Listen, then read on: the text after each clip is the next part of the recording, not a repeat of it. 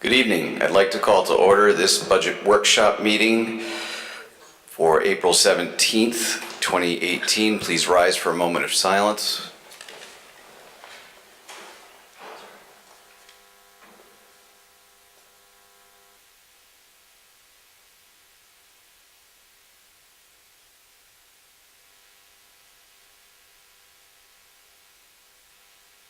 Let the Pledge of Allegiance.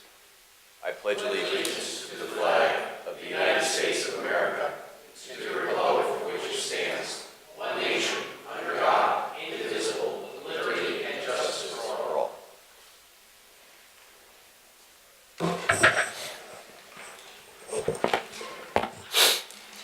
Madam Clerk, would you please call the roll?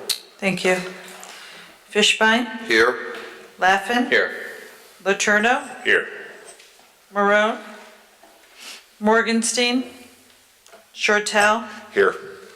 Testa? Zandri? Here. And Chairman Cervoni. Here. First department on the agenda is the Economic Development Commission. If you'd come on up. For those of you following in TV land, it's page 60 in your budget book.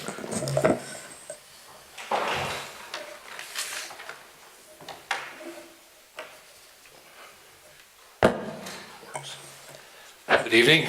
For the record, my name is Tim Ryan. I work in the Economic Development Office, and with me tonight is Mark Gingras. Mark is a member of our Economic Development Commission and the chairman of our Marketing Committee, and Patricia Cimbola, who is one of our commissioners as well, and a member of the Marketing Committee. I just want to start with some brief introductions. We had received a directive from the mayor to do our best to level fund our budget. And I think what has been proposed in front of you is an operating budget that has been level funded.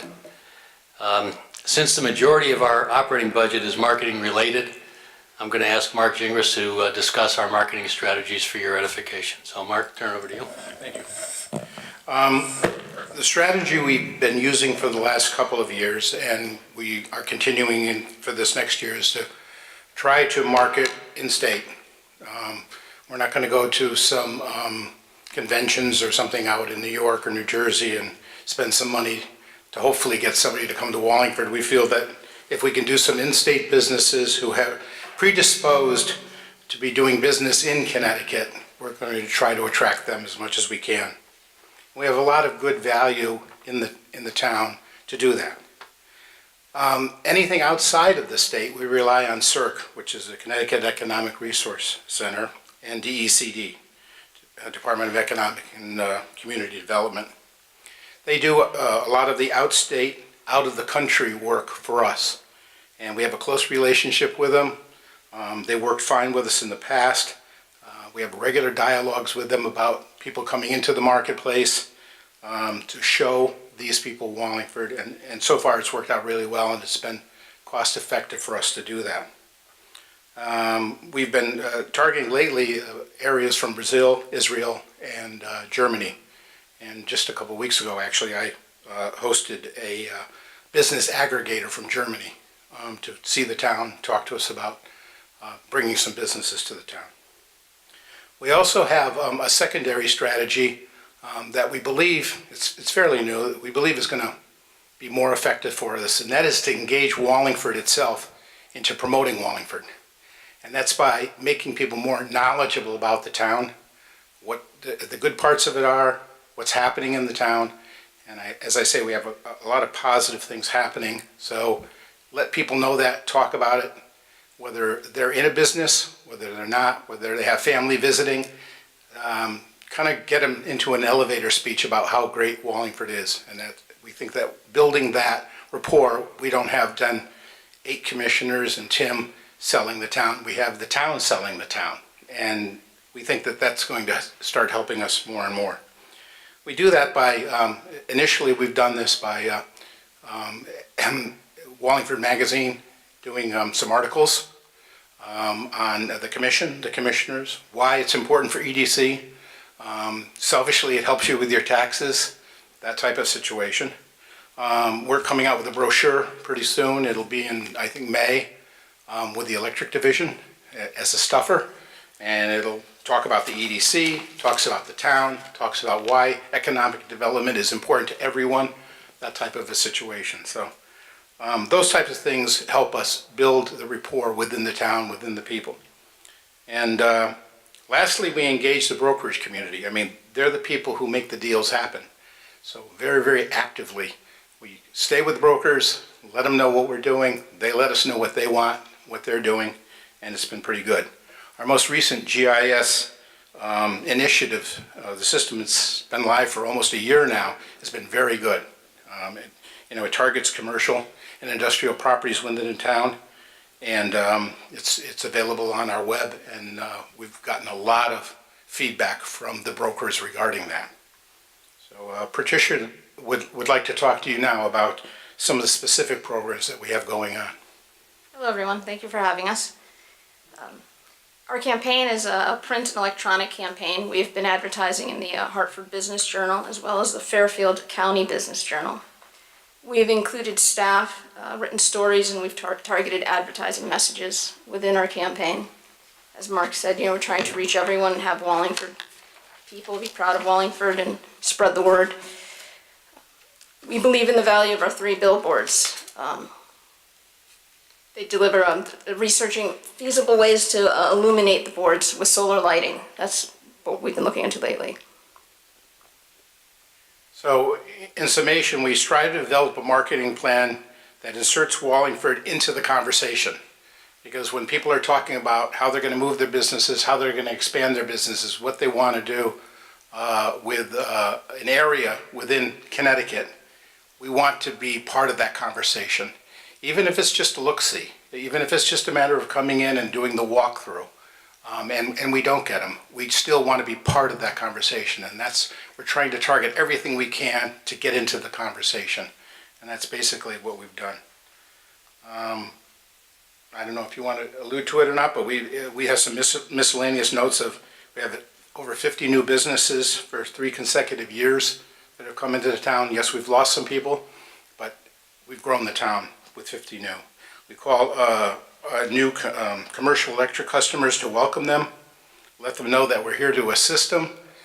That's an active program that we have going on a continuing basis. We have the mayor who visits present people in the town.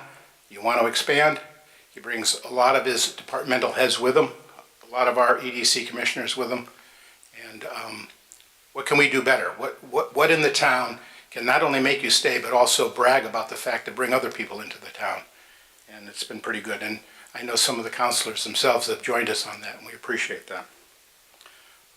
And I know Tim is very proud of this, but you want to mention about the departmental teamwork that's going on, because it's a great system, I think.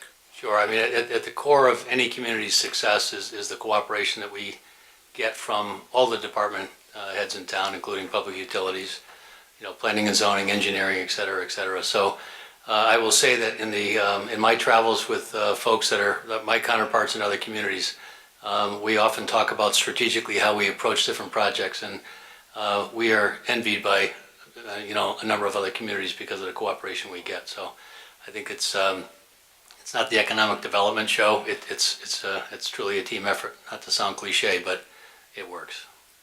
I think with that, we turn it over to the councilors for any questions you may have. Thank you very much. Questions from the council? Councilor Fishbein? Thank you, Mr. Chairman. Good evening to you all. At the beginning, at the outset of your presentation, you talked about level funding, and while I might have a philosophical difference with regard to economic development and level funding, you did, it appears, make some drastic changes when you move stuff around for the level funding. So if we could just address those. So your transportation reimbursement, you actually cut in half. Or actually, I'm sorry, you doubled it. We doubled it. Right? Taking the money from promotional expenses. So how does that happen? I can address that directly. So we have what we call a shoe leather marketing plan. And the reason that transportation is doubled is because I don't think it's in our best interest for me to sit still. I attend on a regular basis different brokerage meetings throughout the state. I attend meetings of BioCT. I attend meetings for DECD, CERC. To Mark and Patricia's point, we want to be in the conversation when people are looking to expand, considering expansion, or considering relocation. And in order to do that, I need to be out with these groups. They need to understand that Wallingford is here and what our strengths are. So that transportation expense is mileage. That's all it is. No airfare, it's mileage. So when you reduce the promotional expenses to make up for that, what did you get rid of? We shortened our schedule with Hartford Business Journal and Fairfield County Business Journal, which I'm frankly quite comfortable with. You know, we're at a point with the state of Connecticut that frankly, if we had more money to spend, I'm not so sure it would yield better results. Our biggest impetus to growth is what's going on at the state level. Agreed. So then the dues and fees you added to by a third. So what is that? That is membership in SAOR, which is the Society of Industrial and Office Realtors, and that is a membership in BioCT. So these are, again, the groups that we want to participate in to stay close to any and all medical device growth, anything in those sectors. We want to be in those conversations. So our town seal is in promotion material, it's on their website, that type of thing. And then I heard that we're committed to the billboard situation. If we're not advertising Hartford and that kind of stuff, and I've asked this in the past, I don't know if you've gotten the information, you know, has anybody come to the town because they saw the billboard? Have we gotten that? Okay. The billboards are subliminal. There's no fact that says there's five cities or 5 companies that have come to town because they saw a billboard. But when you see a billboard, subliminally, you recognize something. And you don't do it just once. You just keep seeing it and seeing it. In the past, and right now actually, we have centered everything around power because that's been our lead. We have a great power system here. We're switching at this next year. We're going into what we call location, location, location. Because where we are located, we are within a very good geographic area for businesses. Not only to do business and produce what they're producing, but also to attract the employees to this area. Within a short period of time, the employee can come to work in Wallingford, whether they're in Waterbury or Hartford or Middletown. So as people are passing these billboards and they're subliminally seeing the message, we believe that they are remembering Wallingford because of that. Now, if you ask, well, did a particular business come because of that particular billboard? I can't answer that. I believe that's the case, but we all know, and we've mentioned it many times when we've had this conversation in the past, is there's political candidates who use billboards, and we're very successful with that. So, you know, it's subliminal. People want to see them, they know them, and it usually pays off for us. Well, political candidates are looking for somebody to buy their product one day of the year, though. So it's a totally different But they're looking situation. at them to see it on a continuing basis until they buy that product. I just, you know, I heard Mr. Ryan say we're not advertising the Hartford Business Journal, which is outside of the, no? We reduced our schedule. We still have a very active schedule in Hartford Business. Okay, so we've reduced it because, you know, for a reason, you know, which is, what, 30 miles away, but yet we're choosing to spend a lot of money to advertise right within our own borders. I have a lot of faith, but I'm just, you know, it's trust but verify. So there's 2 other things. In last year's budget, you were appropriated $6,000 for the billboards, and that wasn't used. And then you're appropriated another $6,000 this year. Why? So the $6,000 for last year, our intention was to put a new billboard on the exit, the new entrance ramp of Route 15 over by Community Lake. And if you visit that in your mind's eye, you'll see the DOT very strategically planted trees all along there, so it blocked us out.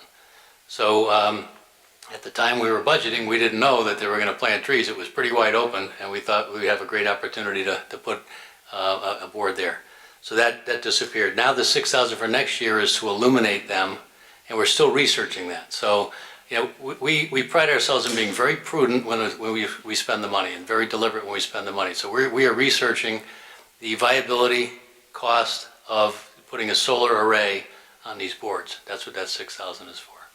Okay, so I'm looking at page 89 in the budget, and that's the appropriations in force portion. And what that indicates is that we're carrying over last year's $6,000 for utilization this year. So do you need 12? No, it says show 6. Do you need 12,000 or you just need the 6? We need a 6. Yeah, It's just- so you've already got 6, so you don't need 6 in this budget. Well, let me stand corrected. So early, and again, we're still researching this, so bear with us on this, but early indications are that it's going to cost a little bit north of $4,000. We've gotten estimates upwards of $6,600 per board. We as a marketing committee are considering whether it's worth that kind of money to illuminate the board. So, and if we don't feel it is, we're not going to spend the money. But we have 3 boards, so it's 6,000, we're not going to get 3 boards done. The carryover was to get the board that we intended to do before the end of this fiscal year. We came to you a month or so ago and asked to have that 6,000, we asked for 4,000 of it to be taken from the new billboard account and allow us to take and illuminate a board with it. Our thought was, let's do 1 board, let's do it for a while, let's make sure that it works, that the, it's very complicated in terms of how the batteries are charged, how long they'll last, that type of thing. So our thought was we'll do 1 board, and that was with this fiscal year's money. The 6,000 for next year would be for the 2 remaining boards if we find that doing the 1 board is worth it. Okay, so not to belabor it, but how are you, other than the lights work, if you're not testing the actual benefit of the billboard, how do you know if you get bang for your buck? As Mark alluded to, whether it be the print and electronic advertising that we're doing now or the billboard, none of it is direct response marketing. It's all a matter of, we can't run an ad and say how many businesses did we get. I look back and say in the last 3 years, we have had over 50 new business starts per year in the town of Wallingford.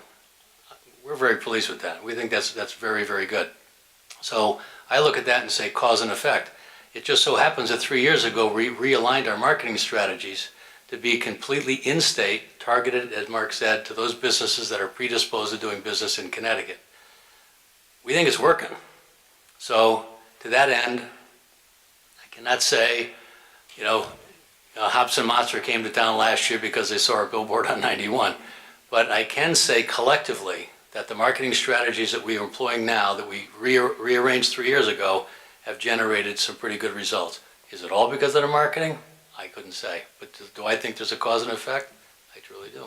Just trying to establish whether or not you anticipate using the $6,000 for next year. My understanding is whether it's just a test of whether or not the lights work.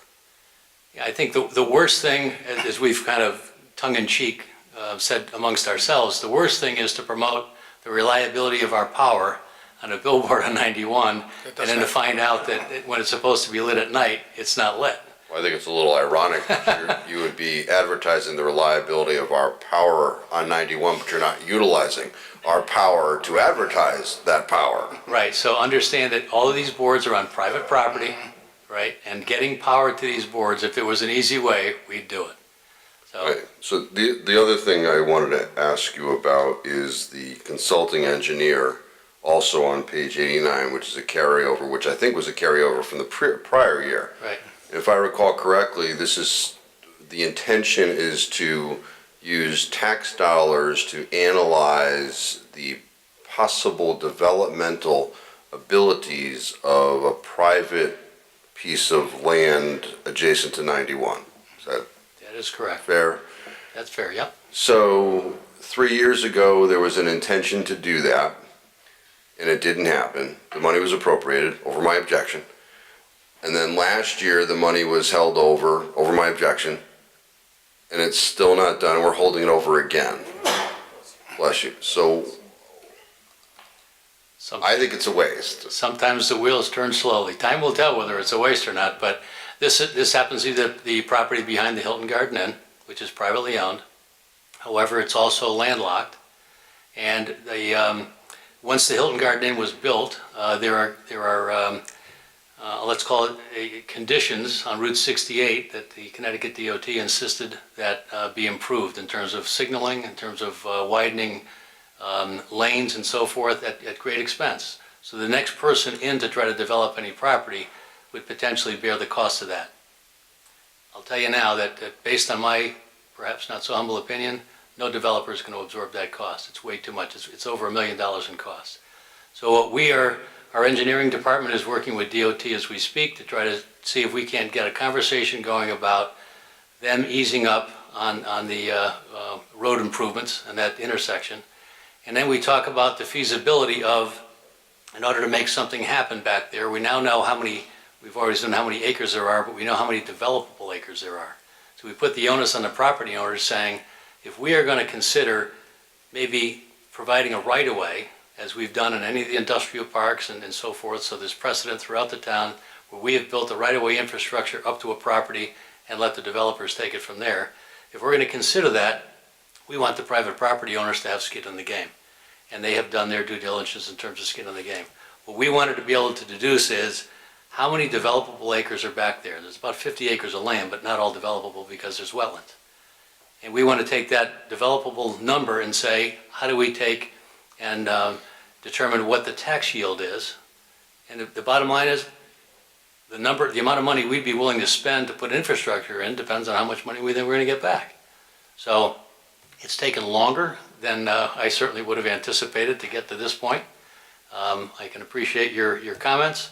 I wish it happened 2 years ago, but it's a slow process. Can you just explain why we would need, because it seems like, planning and zoning combined with inland wetlands can delineate lots, the assessor's office can delineate income.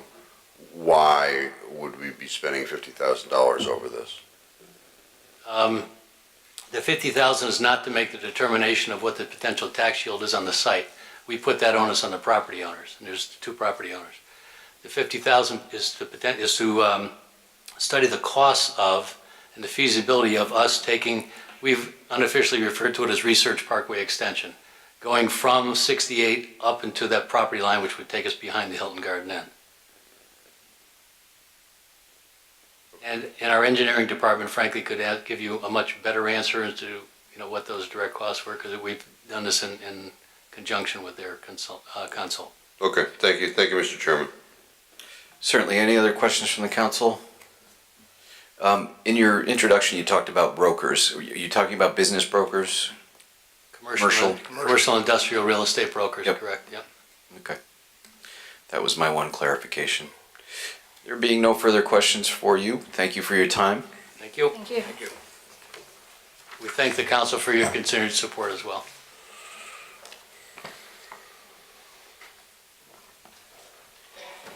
Next is the Finance Department on page 20.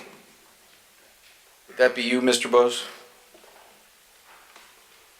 We're skipping youth and social services? Oh, I'm sorry.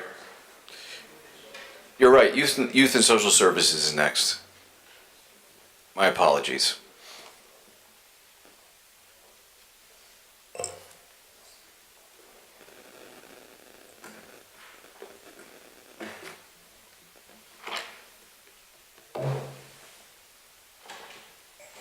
Good evening. Good evening, Mr. Turner. What have you got for us?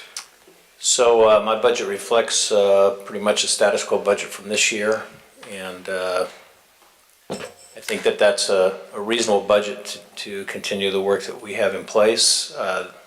It's been a somewhat challenging year with the additional work that our office has been doing in conjunction with a coalition and other departments on the opioid issue. But other than that, standing out over the last couple of years It's been busy but very productive, and probably I would like to turn the camera onto the face of the council. I don't think I've ever done this in this meeting, but it came to my mind watching the beginning that each one of you have contributed significantly to one or more of the programs that we directly service.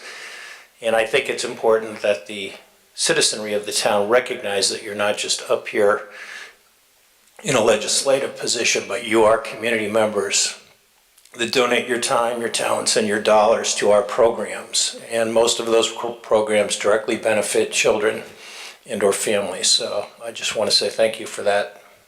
And it makes a big difference in the community. That's all I have. So you're ready for questions? Questions for Mr. Turner? I don't have. Councilor Fishbein. Thank you, Mr. Chairman. Good evening, Craig. Good evening. Looking at line 58272, the youth projects, $23,000 was appropriated last year, same thing this year. But I'm looking at the 7-month is $5,900. Can you explain why? It doesn't appear that a lot of that money is being used. Yeah, so far it has not been. It may well not all be used this year. We do, if you may remember from last year, I asked for an additional $4,000 to that, or not last year, but 2 years ago for project graduation. So we think that most of the money that we spend in large chunks comes towards the end of the year. So there may well be some additional left over. Some of our programs that we ran this year didn't cost us as much as they have in the past. We didn't have as many participants. There wasn't as much transportation. So it could well be that some of that money may not get spent this year. So when I look at last year, the total, it appears that you went over budget on that line? Yes, actually that's true, and I can't really tell you why we did that other than it was most likely project graduation, which comes at the end of the year, and we would have moved money from one of our other budget lines to accommodate that program. So you said that you thought that the $23,000 this year would more than likely not get expended. I don't think it will, all of it. Is there something that we cut out, or because we don't get a breakdown on this stuff? Yeah, I don't know what's in there. So the bulk of that is our community events and or the youth events that we have. So one thing that we did not participate in actively this year in terms of the dollar figure was Celebrate Wallingford. We generally pay for some of the activities that are youth oriented. That we did not do that this year. That was probably a $2,000 difference right there. Our peer advocate program, we haven't spent as much money up to date as we have in the past with that program. We may. Money that will be spent upcoming could be related to project graduation, end of the year activities, or events that happen in the school classrooms. In the schools, we haven't had as many presentations, assemblies that we have sponsored as in the past. So it may happen that we don't spend all that money this year. It would be the anomaly. We normally spend all of it or go slightly over each year. So do you know how much you spent on project graduation? Out of our budget? Yeah. Historically about 4, and based on what we had to roll over this year, I added another 4,000 just in case we needed that if their fundraising was low. So you made it to 8? So it's around 8,000 is in there as a cushion, that's correct. Okay, because I had heard that they had cut down on things that they were doing project graduation because they didn't have enough money. That's what I heard. Well, their fundraising has significantly improved in the course of the last 30 to 40 days, but they are behind where they normally are, no question. That's one of the reasons that we added the money this year. We anticipated that might happen because they started with less from the previous year than normal, and they got a very late start on the fundraising this year. When you say you added by adding the additional 4,000? Yep. And then the line 58201 community grants, what is that? So that is the contribution that the town makes to the Coalition for a Better Wallingford. The whole line? That whole line. 13,000 of that goes to rent, and the bulk of it after that goes to staffing and activities. I can invite Ken up to give you more information on what those activities are and how that's done if you like. Well, I noticed that, so how is that paid out? Because Quarterly. Okay. So I noticed that, okay, so quarterly. So is it sort of like how the dry dock was, where they had to show you proof of something and, They have to give me a quarterly report, and they have to demonstrate both what they did and where the money went. And it's very much like the dry dock. That's a very good analogy. that's all I had. Thank you, Mr. Chairman. Certainly. Any other questions from the council? There being none, thank you, Mr. Turner. Thank you. Now to the Finance Department.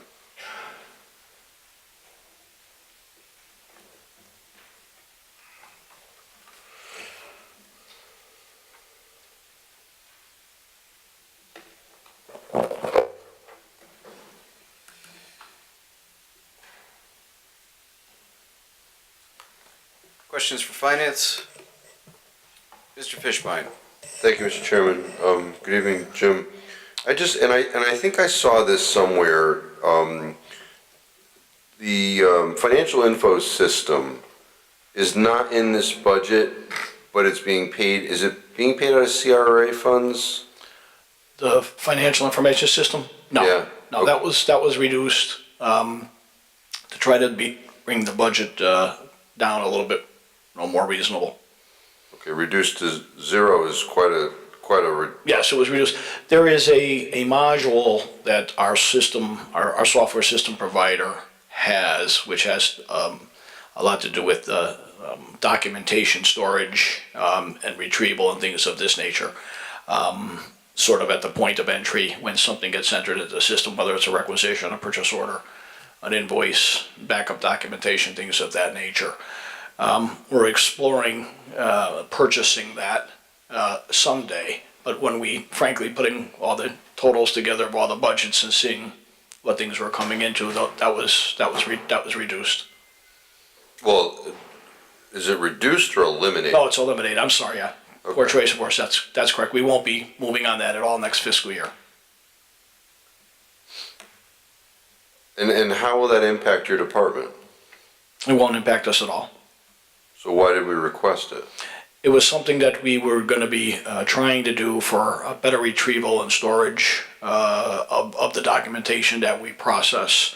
It's a nice, I'll call it an additive to have. It is certainly not essential, but it's something that maybe we will pursue, maybe in conjunction with some other departments to do a more of a documentation type of retrieval system in the future, whether it's building department plans and permits, planning and zoning issues, assessors maps, et cetera, but this really wasn't the year for it, but we did offer it up just to take a look at it. Wasn't this a system to transmit or change documentary items into electronic? Into, I'm sorry, I didn't hear. Electronic? Yes. Okay. And it's merely for the space saving, or, because I'm looking at the backup for it. Yes. It says content management system, open parentheses, hardware and software, including install, implement, and training. So, It would also include some type of server as well. okay, at some point when you were putting the budget together, you thought this was necessary. And now, as you sit here today, Well, when we take a look at what we essentially need versus what we would maybe like to have, I have to offer that up as a reduction. okay, thank you. That's all I had. Thank you, Mr. Chairman. Thank you. Any other questions from the council for finance? On to capital appropriations reserve, page 89.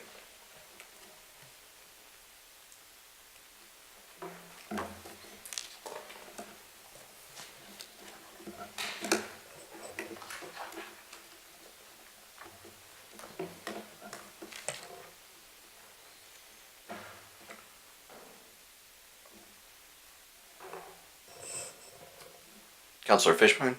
Yeah, Mr. Chairman, the items that I've highlighted here, other than that I've already brought up, I intend to bring up with Mr. McCauley, if that's okay, because they're holdovers. Other than that, I don't have anything for the comptroller with regard to that. I'll be here if anybody, Okay. yeah, sure. So, thank you, Mr. Chairman. Anyone else?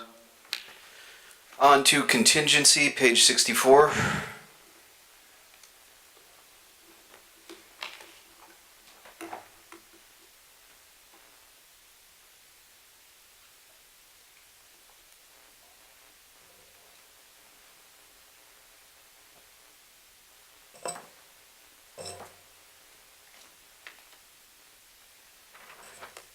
Anyone contingency? Counselor Marone. Good evening, Mr. Bose. Will be real quick. Sure. So contingency, we have $849,000 slated. In addition, we have money from last year's budget that we essentially pay forward into this year's budget. Last year, our contingency was, I believe, 360,000. We budgeted for it. I believe we ended up the year with a couple $100,000 unutilized. This current year, I mean, I'm talking fiscal year ending 17, so that's. So current fiscal year, we had somewhere in the neighborhood of $4 million, though, that we had budgeted. That was last fiscal year. That was out of the reserves. The contingency is Right. actually the item that we used to transfer during the fiscal year out from two departments that might need funds throughout the year because they may not have it within their own budget to transfer. So just help me to understand the function of the two different funds, though, because they both seem like, money that you could tap into for transfers. Sure. The $300,000, the 360,000, I believe it was in fiscal, the current year fiscal ending 18, is more for an annual type of operational need versus if we went through that $360,000, then I'd have to come before the council to request monies from the reserves, which would increase that $4 million utilization into contingency and then transfer out to the departments that required it. So that's more or less something that is a balance sheet item that's there for a longer term and for utilization in the next fiscal year to the extent possible.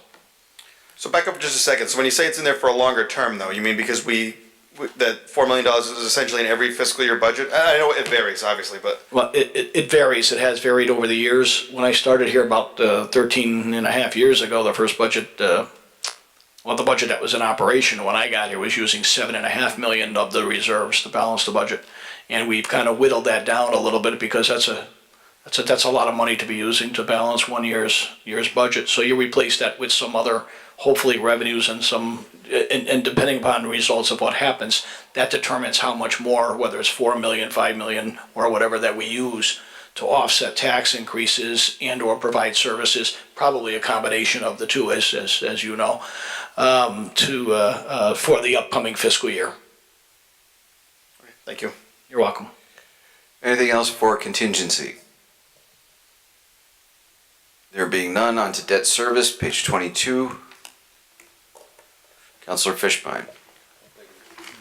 Thank you, Mr. Chairman. Jim, line 8582. Last year, there was an appropriation of $340,000. None of it has been spent, and now we almost triple that number. Yeah, pardon me, the amount in the current year budget we use towards the end of the year to maybe as our cash component for some smaller projects that we have, the council has authorized for bonding that we have not bonded because the costs just, didn't really rise to the bonding. Or it's for a little piece of a bond issue that we have bonded for, but for example, I think it's easier to explain this way. If we had $1 million bond issue for a project and we spent $1,025,000, we bonded $1 million, let's say, I'm not going to go out and bond another $25,000. So that's the source, but we would still need $25,000 in that other capital projects fund to cover that, the expenditure. So we would transfer $25,000 into that capital project fund, and then bingo, that fund is done, the project is taken care of. And you don't want to issue bonds for a whole bunch of smaller items. So let me ask you this, as we sit here today, April 14, 2018, what items do we intend to bond between today and June 30th? We're going to be bonding next month. The preliminary official statement data has all been sent to it's being sent over in a couple days to our financial advisor, debt facilitators. So we're going to actually be in the market next month. No, are we going to bond, or are we Yes. going to do a bond authorization? Bond. You folks have already, the council's already authorized the projects. We are going to be bonding, actually selling the bonds. And that's where we budget the line item you're seeing, that same line item you're talking about for next fiscal year for the $800,000, because we're anticipating bonding between $8 million and $9 million, plus the interest. And then once the fiscal year starts and with the bonds are sold, I come back to the council and ask you folks to transfer the amount into the principal amount that we'll be paying back next May, and the interest payments that we'll be making back, that we'll be paying twice next fiscal year, every 6 months.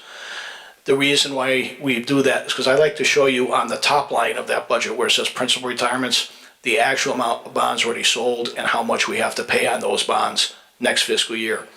The very next line is the interest on those bonds, same thing. And I included in your notebooks the actual amortization schedules where you can actually see all of our bond issues thus far and how much principal and interest is due next fiscal year, and it ties into those two line items. But just sticking with this line item, 8582. When we bond next month, are we paying interest then?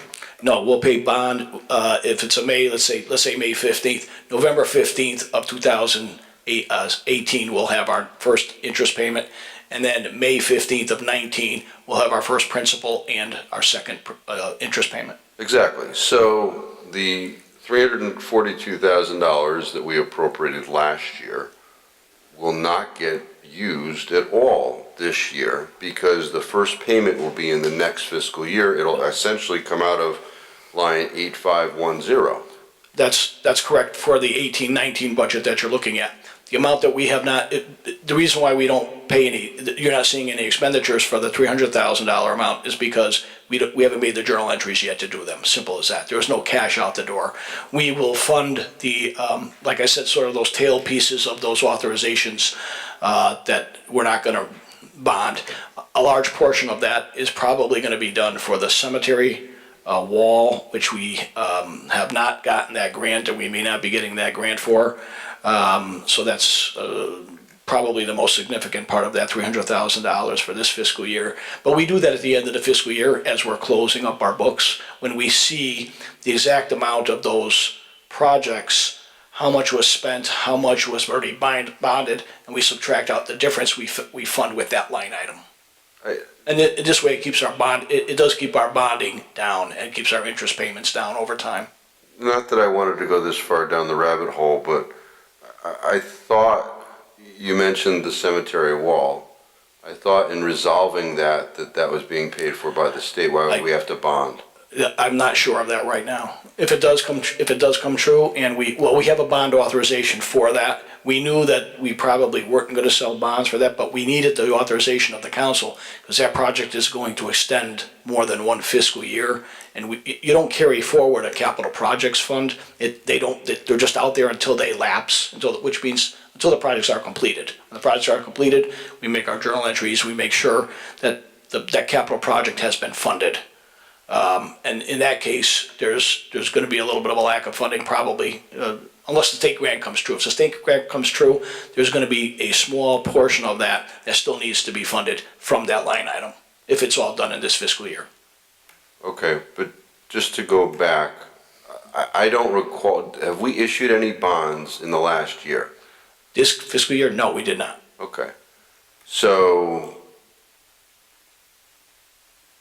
other than this possible thing with the wall, which is minuscule. And there's a couple of other small projects. I'm not to interrupt you, but they're just not coming to mind. That we issued bonds for? No, yes, possibly, or. No, that's not possibly.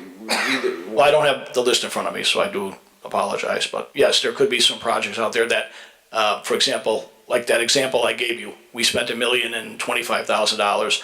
We bonded, we actually sold bonds for $1 million, and we've got this unfunded piece of $25,000 that we have to take care of. That would come out of that as well. Well, okay. The 300. That being the 25,000. Correct. Would come out of this line. That's correct. As well, because it is interest that was paid on new debt?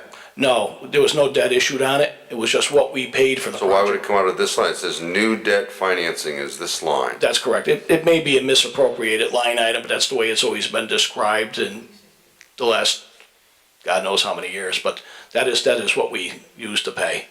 Either cash fund certain projects or, and/or I should say, for principal and interest for items that we're bonding in the current year that we're gonna be paying back in the budget year that you're looking at. Okay. And at the end of the year, I can certainly I hope get you, somebody can follow this, because. well, I can get you, if I forget, just please put another bug in my ear, either give me a call or remind me at a council meeting I too. just want to know if this line, if any of this money is going to be used, and I haven't heard that we've issued Yeah. any bonds in the last year, which. It will be used to debt fund, financing. it will be used to cash fund certain projects that are authorized for debt issuance. Okay, can you get me or us a list of? Yep, that's what I was just gonna suggest. When we close the books out, I will definitely get you. And if I forget, please give me a reminder. I'll be glad to show you a spreadsheet exactly what we've done with that 320,000. When do you anticipate that occurring? Well, it's probably gonna be, we close the books down not all at once, so it'll probably, I'm gonna say maybe August, September. Oh, so well after this is dealt with. So, In time for the audit, that's correct. sure. Okay, thank you, Mr. Chairman.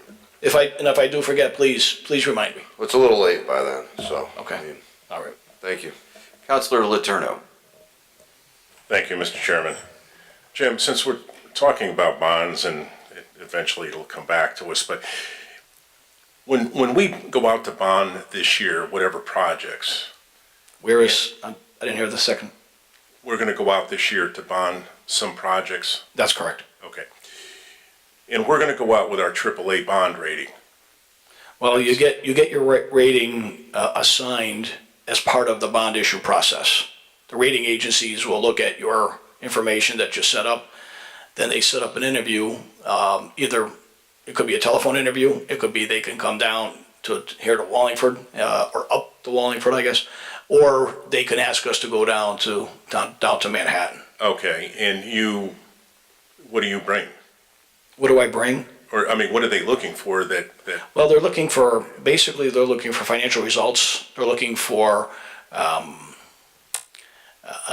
economic factors, demographic factors, things of this nature. Certainly, losing Bristol Myers doesn't help us. okay, no, all right, let me, I think we might have misunderstood each other. The bond, when the bonds get sold, okay, Wallingford has a AAA bond rating. We have it already. We have a AAA bond rating now, Right, and it's for the last, oh gosh, I forgot when we got upgraded, but, That's fine. and that AAA will hold for all those bond issues that we've already Okay. issued. That will not change. that's fine. So what I'm looking for is, we go out and let's say hypothetically, we're gonna bond a $10 million project. And because we have a AAA bond rating, we're gonna pay this percentage. I wanna know what that same project would cost if we had an A or a AA. Okay?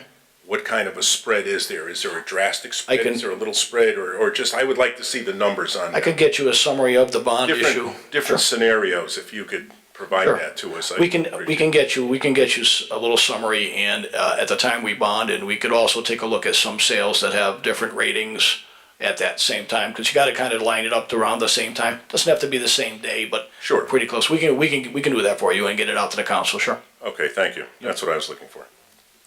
Any other questions regarding debt service?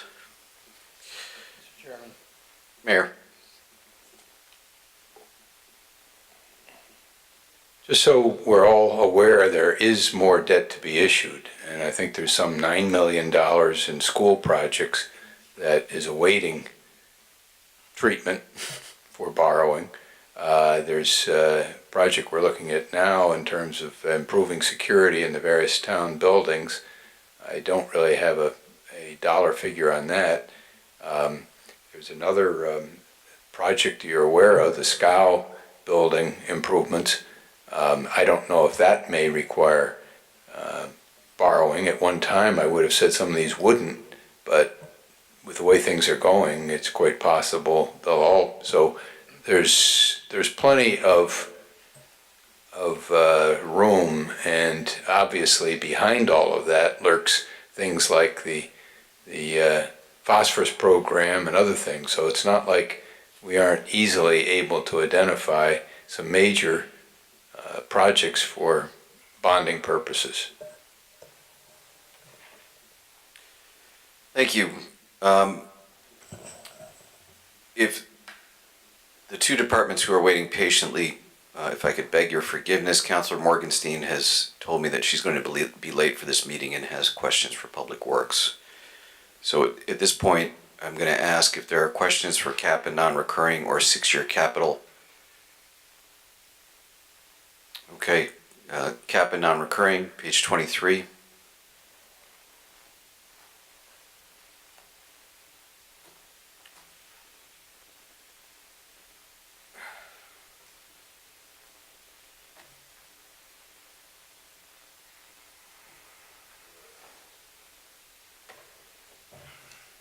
I'm sorry, which one?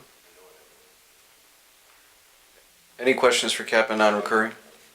Oh, okay. Councilor Fishbein?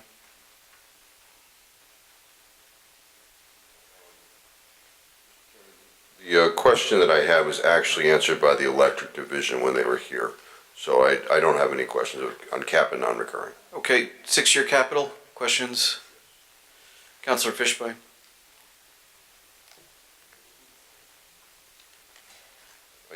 I guess the questions get directed to the mayor.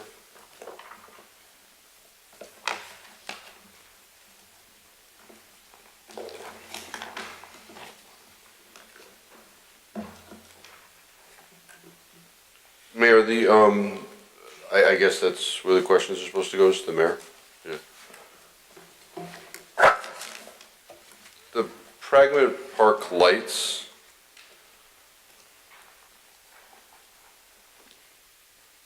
There's also, I think it was on page 54, an entry for Pragmatic Park. Is that the lights again, or is it something different?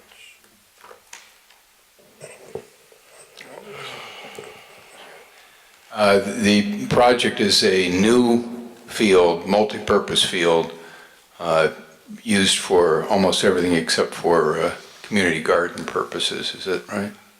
Fair to say. So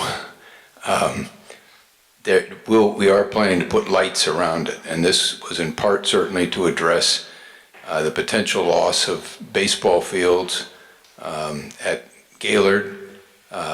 It also addresses some new sports such as, I believe, the Frisbee.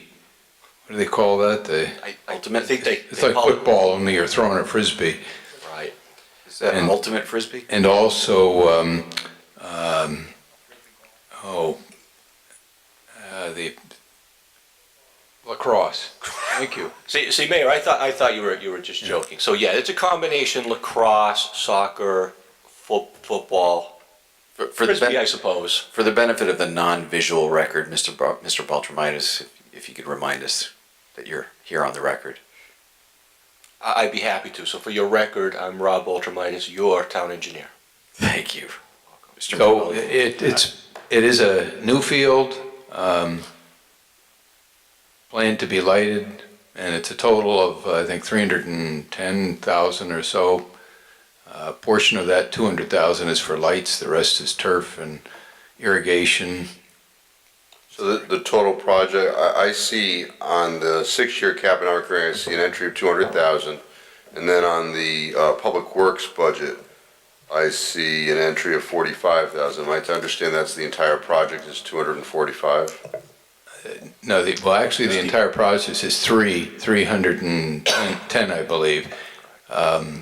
200 is the lights, and the remainder is for the field itself. So where, But I don't think the 45, is that for that project? Yes, there's 155,000 coming out of a grant, and Public Works is putting in their budget 45,000. That's where we get to the 200.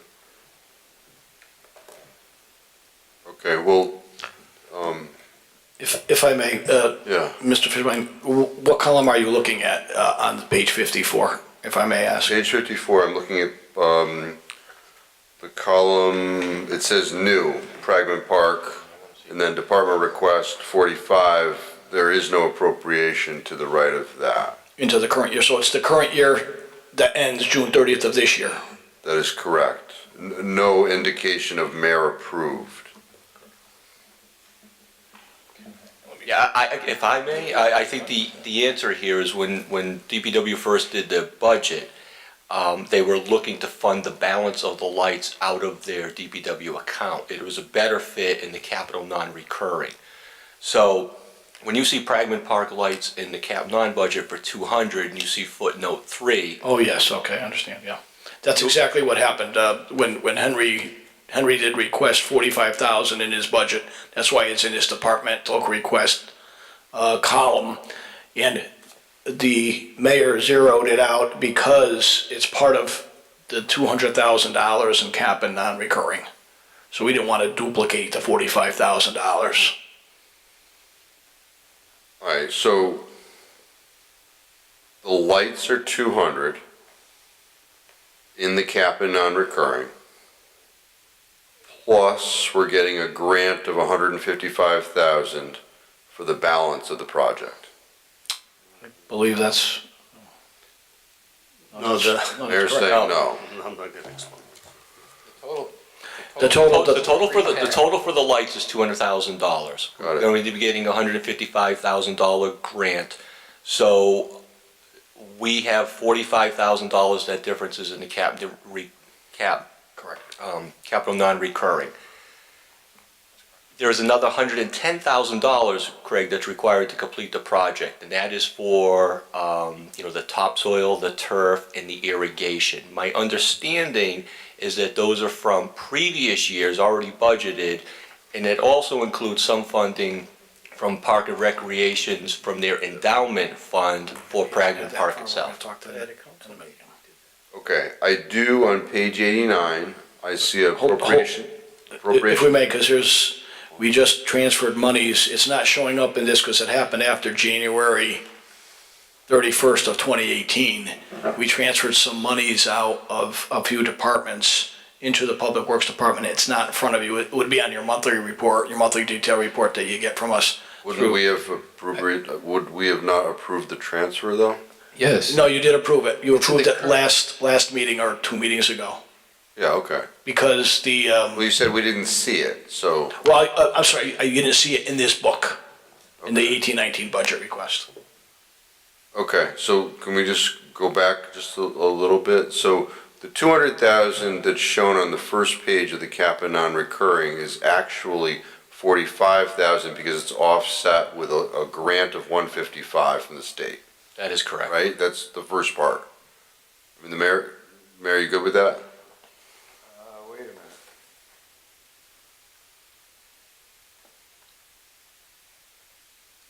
If you look at footnote 3 and then go to the second page, I think it's, The grant is 155. yeah, that's what I said. So I just want to do this step by step.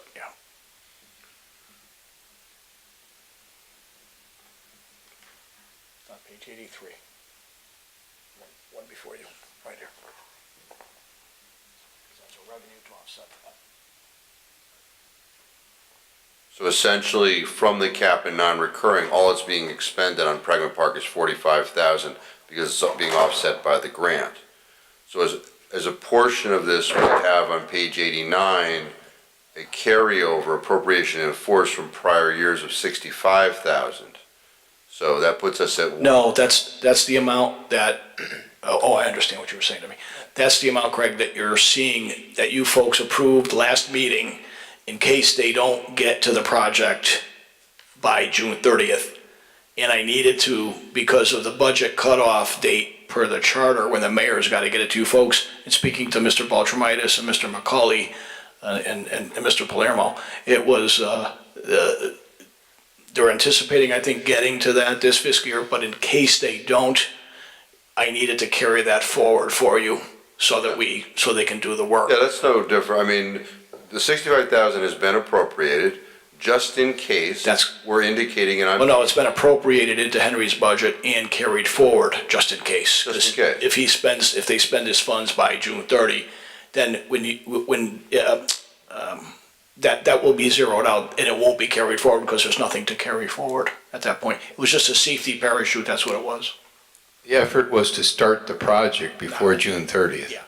I got it. I'm just trying to look at the numbers, that's all.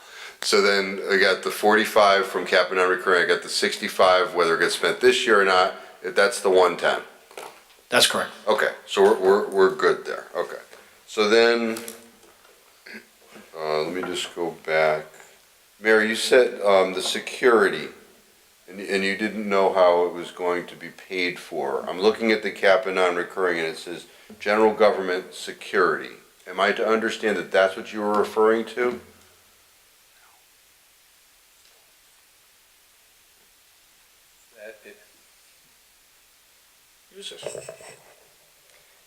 That could be some of it, but right now, I really have no idea what the total is. I think this figure was one that, Henry, didn't you put that in the budget for? Yes, it was to cover the town buildings that Public Works maintains. And we're gonna start with the town hall. Right, so this would be limited to town hall. I mean, I think we're looking at the necessity of doing all of our buildings, at least have a plan for all of them at the same time, because we're not just gonna do town hall. So we don't right now have a realistic total dollar figure, but it will be substantial, I have no doubt. Is this the sort of thing like when we buy a fire truck where we're putting money aside and then? No, not, I would hope it's not gonna take that long. This would be different door locking, intercom systems, a variety of things in order to provide better security for each of our buildings. So I don't think we want to stretch it out over 2, 3, 4 years. If we're going to do it, we should do it. How much are we talking? Because if this is just a portion of it, we don't know how much we're going to spend. How much are we realistically going to spend on these? I don't know until we'd have bid prices. Anything's an estimate. I do expect it to be at least the 250, and I would expect it's probably going to be more. So have we engaged a consultant to make recommendations with regard to these things? Well, there's a committee talking with various vendors, and we'll come forward with a report. But ultimately, it's... So we haven't gone to a third party who specializes in these things to Not at this evaluate point. and make Well, recommendations? We've gone to experts as far as the equipment and elements necessary, whether we need to go further, and the police department is involved with this. So at the point we need someone outside of that, then fine. But the police department certainly has been very helpful with identifying directions and possibilities. How are we going to know whether or not we need to go to a third party? It seems that we've already made some decisions. Well, that will be a matter of what ultimately the recommendation is. We'll either be able to make a recommendation about what we should do, or we won't be able to, and we'll have to get the expertise we need to be able to make a recommendation. The bridge safety rehab projects townwide, what is that? Yeah, Councilor Fishbein, that would be mine. As you know, when a bridge or one of our large culvert structures gets to a point where it needs a total repair, we usually fund that through the capital non-recurring. What also happens is the state of Connecticut every 2 years does an evaluation really of every bridge structure, even bridges belonging to municipalities. So we will get reports that identify smaller issues that certainly don't warrant the full replacement at that time. But we've never really had a mechanism to address those type of issues. So they might be something that we have to reseal the bridge deck but not replace the bridge deck. It could be just be the sidewalk or guardrail approaches to the bridge that need repairs. So this would be a mechanism to, start to address what is beginning to be a backlog of some of these issues. Do you have any that are specific or? Yeah, I think we're all familiar with the John Street Bridge. That's, chronically, the curbing, the guardrail, the fencing, that is a location that as soon as we do a repair, less than a week later, we're doing it again. There is the Oak Street Bridge over by Pragman Park. There is an expansion joint that's loose and rattling. There are bridges, New Rock Hill Road and Durham Road, both over I-91. Need some sealing of joints to keep water from getting to the bridge deck. Okay, those are good examples, because usually on here we see like West Dayton Hill Road or something like that, Yeah, and because it really is a backlog of miscellaneous locations, that's kind of why it's a quick catch-all, if you will, just miscellaneous bridge. So then, just going up to the top, the townwide paving program, Henry, usually we have a list of streets. This is the first year I didn't see a list of streets. I don't believe we listed them last year. This year we have 14 locations. Okay, what's going on with North Main Street? Is that on the list? Yes, it is. Okay, so that's gonna get done. Well, not this year. We, obviously, we need to give the trenches the mountain of excavation that's taken place on that road. When we get all the trenches permanently paved, we will mill and pave the entire road next year. So they're on to Cedar. They need to do the other side of the park there? Up by the park, and I believe Rob's department issues the permits for that, and I think this is going to be the last section they will be excavating. Perhaps Rob could elaborate. They also, and as you know, it's a water division project, but I do issue the permit, so I like to think I do know the schedule, especially as it has a potential impact on the Memorial Day parade. We've been dealing with this issue really since the winter time. So in addition to what they're doing now, they still have to go back and cut in some of the service laterals to some of the homes. Those are not all complete. They also need to tie that new water main that they installed into some side streets. So there's going to be some additional work, even though it looks like they're at Cedar and done with North Main. There is work that they have to come back to do. When do we anticipate that work to be done? Well, at the beginning, I should say the end of March, they were anticipating starting up the first week of April, which they did, and at that time they anticipated it was in the 5-week range. So putting it at the beginning of May. Okay, I was going to give you June. Yeah, no, beginning of May. And although The problem is, we have learned the hard way that we want these trenches to settle and really go through a winter freeze-thaw cycle before doing, I'm jumping ahead, I'm assuming it was the question. Yeah.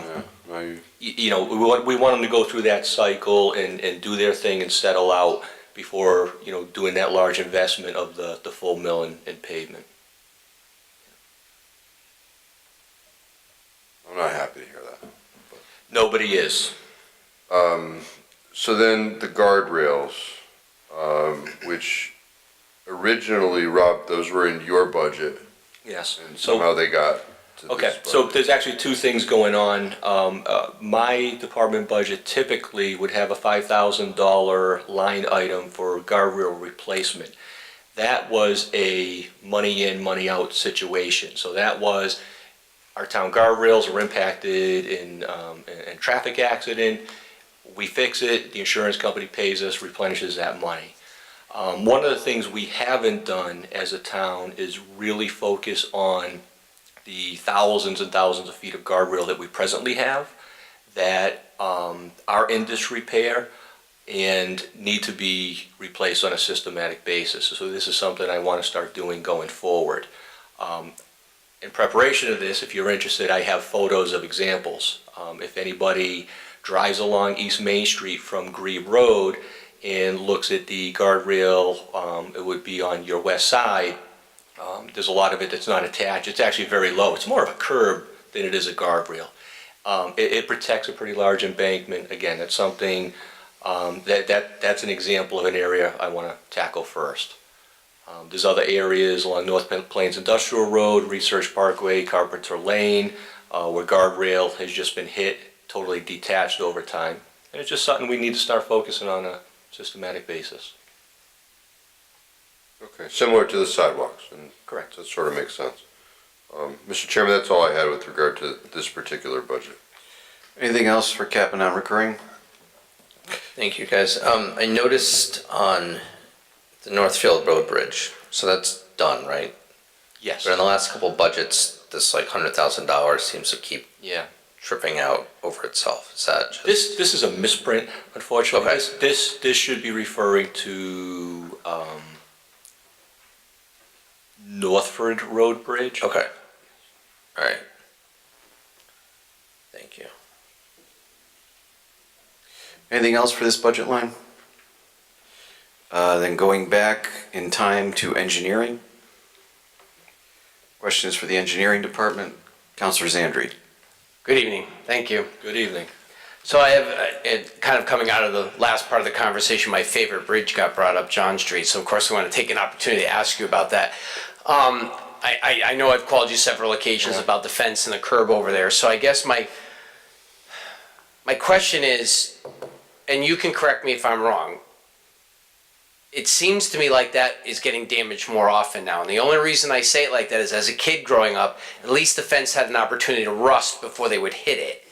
And you guys had to come, engineering had to come out and repair it. It seems like we've got a brand new shiny fence there all the time that you guys are either trying to bend back into place or just taking it right out. So I guess I've got a kind of like a two-part question sort of. And did we ever really figure out who owns that bridge? It is, and the status is it is an orphan bridge. I mean, that is the definition of who owns it. So basically that place is the substructure, the abutment walls, the ownership of Amtrak, the deck in the ownership of the state, and the top elements, the things that get damaged all the time, are the possession of the town. So, it won't be clarified any more than that. That is an official status of that bridge, and there's several in the state of Connecticut. Okay, and I have gotten that exact same answer before, and I guess to me it's always interesting to hear that because I feel like because of that, other than our response is pretty good. The town gets in there and cleans up pretty good. It's just, it seems to me like overall, until it really breaks, no one else really looks at it. So kind of going back to the great response we get fixing that, and it's generally a safety issue because as you're aware, when that fence section goes, it's bad enough that it might drop down on the train, but there's people that cross there and I don't want people falling. Correct. But do we have any idea over the years what we've spent trying to keep that fixed? It's been minimal, it's thousands of dollars over the years. We have a fencing vendor who gives us a unit price per linear foot. When contractors give us that price, that they're hoping to install a heck of a lot more linear feet than that location. And it goes beyond the purpose of this meeting tonight with the budget. But the John Street Bridge has been the bane of the existence of many town engineers. I'm hoping I'm young enough where I get to deal with this in my career. We could talk further at some time on that. I have ideas. Well, I guess I'm looking at some. I guess the only way I could put it is like a pain threshold. If it's a few thousand here and there, and it's just much easier just to kind of fix it as we go. But then you reach a point where, do we install a camera? Do we start pinching these trucking companies? They're the ones taking that bridge out. I mean, we're not really having accidents over the I don't even know how the trucks do it. They must be negotiating the turn, miss it. I don't know if they go up onto the curb or the whole body of the truck rocks enough to hit that bridge. But to me, it's unfathomable with the amount of curb that comes up at least 3 feet. And they How- climb it, they get on it. They get on it somehow and they take that and they hit that. But I guess I'm looking for a pain threshold where we decide, you know what, enough's enough. It may be better for us to figure out some sort of a wireless camera, something we can put over there so we can nail the plates on these trucks and send it back through their insurance. I don't know what that threshold is, and I would almost, if you say we're below that threshold spending, that would end up being more money, I'll take that as an answer. But as we approach that, we have another situation to take a look at that, I guess, is another way to look at it. Yeah, I think for the very immediate future, and I hate to say it, but doing the repairs, because they're relatively inexpensive, and you're right, we do keep on it, we get it done very quickly, we keep it safe. I think some of the things you just described, I think it'd be a long time to recover that investment money over just doing those interim repairs. I think it's at some point, like I said, in this town engineer's career, going to really look at the replacement of John Street Bridge in a larger size and shape to have curb geometry to accommodate the turning movements of heavy vehicles. Okay, and so that kind of segues me to a couple more places in town that I want to ask, and it falls against, one of them won't, but I kind of want to take the advantage because we're talking about bridges. Do we have any update with respect to the Center Street Bridge? I know that doesn't cost us anything, but I've gotten a lot of complaints about it, and I've actually had people ask me, why aren't we not budgeting anything? And I've tried to explain to them that's not our project, it's a state project, but for the benefit of maybe getting a quick answer on that, where are we? Why has the work stopped? I wish I had one. I'll tell you what, the project engineer from the state of Connecticut was very good at staying in contact with me during the project. That communication stopped off at the beginning of the winter, and I'd be happy to follow up and get that answer because people ask me as well. Okay, so that's a future thing. And then another question I have that does kind of fall into your budget and costs and expenses. Constitution Street is a disaster area right now. What part of that is the element of the utilities that are going in there and doing the work, and what is their timeline? And are there any costs associated with your department or the town to doing any work over there? The answer is that essentially all of that disrepair that you see, to me, is attributable to the utility work. It was a sanitary sewer replacement. It was extremely deep, which is why the trench is so wide and why it is settled. The good news is that one has wintered over, and the sewer division contractor has the onus of doing a final permanent, final asphalt repair. I'm 90% confident at the end of the day, it's a full mill curb to curb because the trench was so large. Yeah, it's right in the middle of the road. They're not It's gonna, down the center of the road. yeah, they're not going to get away with center line over. This has to be the whole thing. Exactly. And the timetable for that is. It would be this year and hopefully the earlier part of this year. And that, again, that's not your budget. It's not even. It's Correct. the utility, right? That's correct. All right, so then I do have, the other questions that I have are, I see curbing repairs, I see sidewalk, and I see bridge. I see the department requests, but they weren't approved. Oh, and the guardrail, is that the stuff that's been moved over? That's correct. Okay, I just wanted to confirm that that's the stuff that's been moved over, and we're gonna be Correct. using. So we're not I did get those requests, they just were moved to the cabinet. I just wanted to double, I was following off of Craig's question, I was pretty sure that's where they were, and I just wanted to double check because they were moved over. I appreciate that. Thank you very much. Thank you. Councilor Letourneau. Thank you, Mr. Chairman. A couple of things. I just want to pick up on what Jason asked you about the John Street Bridge. Your response was it's an orphaned bridge. Who made that determination?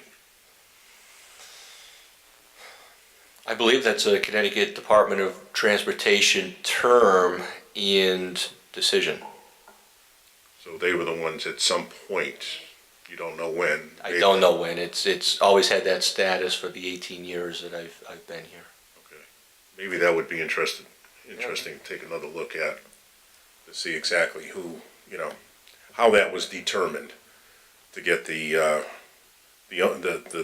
deck onto our responsibility. Well, actually, so it's not the deck, it's the features on top of the deck. So it's the asphalt, it's the curbing, Okay. the guardrail. I fencing. simplified it, but the Yeah, deck, yeah. And the other thing that was talked about tonight, and I get a lot of questions on it, is the North Main Street. And how you explained it tonight, that they're gonna come back and do some work and all of that, that's great. That's great. But nobody knows that. So it would be helpful to maybe get on the town website, bring some updates. So when counselors get calls, we could say, we can refer them, go to the town website, and they're gonna keep an updated calendar on there, somewhat of a calendar. So people can know that, okay, it's not gonna happen this year, but it's gonna happen. And when it's gonna happen, because I get a lot of questions. I go to breakfast in the morning, and there's somebody, depending on the weather, comes at me and says, what's going on? What's going on? So that would be helpful. Henry? John, I've been speaking to the Memorial Day Committee, and we've offered them an alternate route. I was speaking to them over a month ago. So they know what the situation is. The footing would be questionable for the marchers and school children playing the bands, but we have given them an alternate route. Okay, I didn't even think about them. This was just, I didn't talk to anybody on the parade committee. Some of them are residents on the side streets, or people that travel it every day, going to the other end of town. And, they were just curious. So that might help, take some of the pressure off, so, thank you. Okay, we can do that. Councilor Fishbein. Thank you, Mr. Chairman. In response to Councilor Zandri had asked about the Center Street Bridge, I did contact CTDOT last week, and they indicated that there was a problem in designing the temporary retaining system. They have a plan moving forward, but it's unclear as to what impact it will have on the remaining project work at this time. They're working with the contractor, but originally the project was supposed to be done November 30th. They're one season behind schedule, and they were having a meeting on April 12th last week. I did ask to attend that meeting. That request was rejected, so that's the status. So if you want the name of the person, Patricia Stewart at CTDO2. Thank you, Mr. Chairman. Thank you. Any other questions for the engineering department? Councilor Morgenstein. I apologize for my lateness, and if I'm asking anything that you might have already. Years ago, we used to hear about the John Street Bridge, and it's owned by 3 different entities. Drove across it the other day, boy. Remind me, which part of it is us? The road, the top? Well, you're right, it did come up, and I'm happy to tell you. So so the status of the John Street Bridge, it's an orphan bridge, and that means that the substructure, the abutment walls are the maintenance responsibility of Amtrak. The structural deck is that of the Department of Transportation, and the town of Wallingford gets to maintain the superficial features such as the asphalt, the curbing, and the guardrails and fencing that are constantly destroyed. And we are feeling that it's in good condition, what we're responsible for? Well, what we're responsible for is damage constantly and consistently, and we're repeatedly out there, replacing those elements, the guardrail and the fencing. Honestly, the bridge itself is in good condition. It's the geometry of it that's so poor that leads to the damage that our elements sustain. What we can see, Yes. yeah, the chings and the this and the that. Okay, and I don't think I have specifically engineering then, other than that one. You'll be here though with Henry if something seems to swing back to you? Not really? At least, well, you know what? My daughter's waiting for me at Mercy. Roads and sidewalks in general. Roads and sidewalks in general is more public works? Well, no, sidewalks generally will fall on me. Okay, so So I've budgeted through in the capital non-recurring, 6-year capital, $225,000. You know, that's in the general range that we usually will receive, and we're successful at spending every year. You know, we get to cover a lot of Wallingford with that amount of money. We're presently working, we have a 13-zone system. We divided the town into 13 zones. Started at Zone 1, which is like the downtown central business district, working our way out. We're presently in Zone 11. That's a lot of the west side of town, a lot of the ridges. It's very dense. We'll be there for a while. So my specific question Yeah. about the sidewalks, I walked many of them last year. I wondered how we save or don't save or plan. I saw streets where you would have an old sidewalk, and let's just imagine that there were 50 squares of sidewalk, and we were replacing 30 of them and leaving the rest intact. I would assume now we're getting those done by a contractor, not by our workers, correct? That is correct. And so when we go out to bid and we say, here's this circle of sidewalk, replace 30 of the 100 squares, and you can look at the other squares and say clearly they're of the same age. The workmen have come out and they've had to dig and do all of that. Do we actually save by doing a portion and then people have to come back and... I think I understand your question. It is a very good question. So we do, the way we apply the program is to address the, which is the town's liability, which are the trip hazards. So if we have a stretch of panels that, although they're aged and is discolored, if they're not a trip hazard, we won't replace them because we'd rather get more coverage for our dollar. So that does mean that the program, you know, that we could certainly leave existing panels in place and just do other ones. So it could be 30 out of 50. Sometimes it's 3 out of 50. There are times where we find out that, oh, we were just there 2 years ago and now there's, you know, something heaved. It wasn't like that when we were there before because we had the photos. But I think we do a pretty good job because, you know, we assign a zone area to a contractor and we go out and walk it with them and we paint up the panels that we engineering want done. You know, so we're not leaving it to the discretion of the contractor. You know, that lets us control how we spend the money. But when we leave an area, we want it to be 100% free of those trip hazards.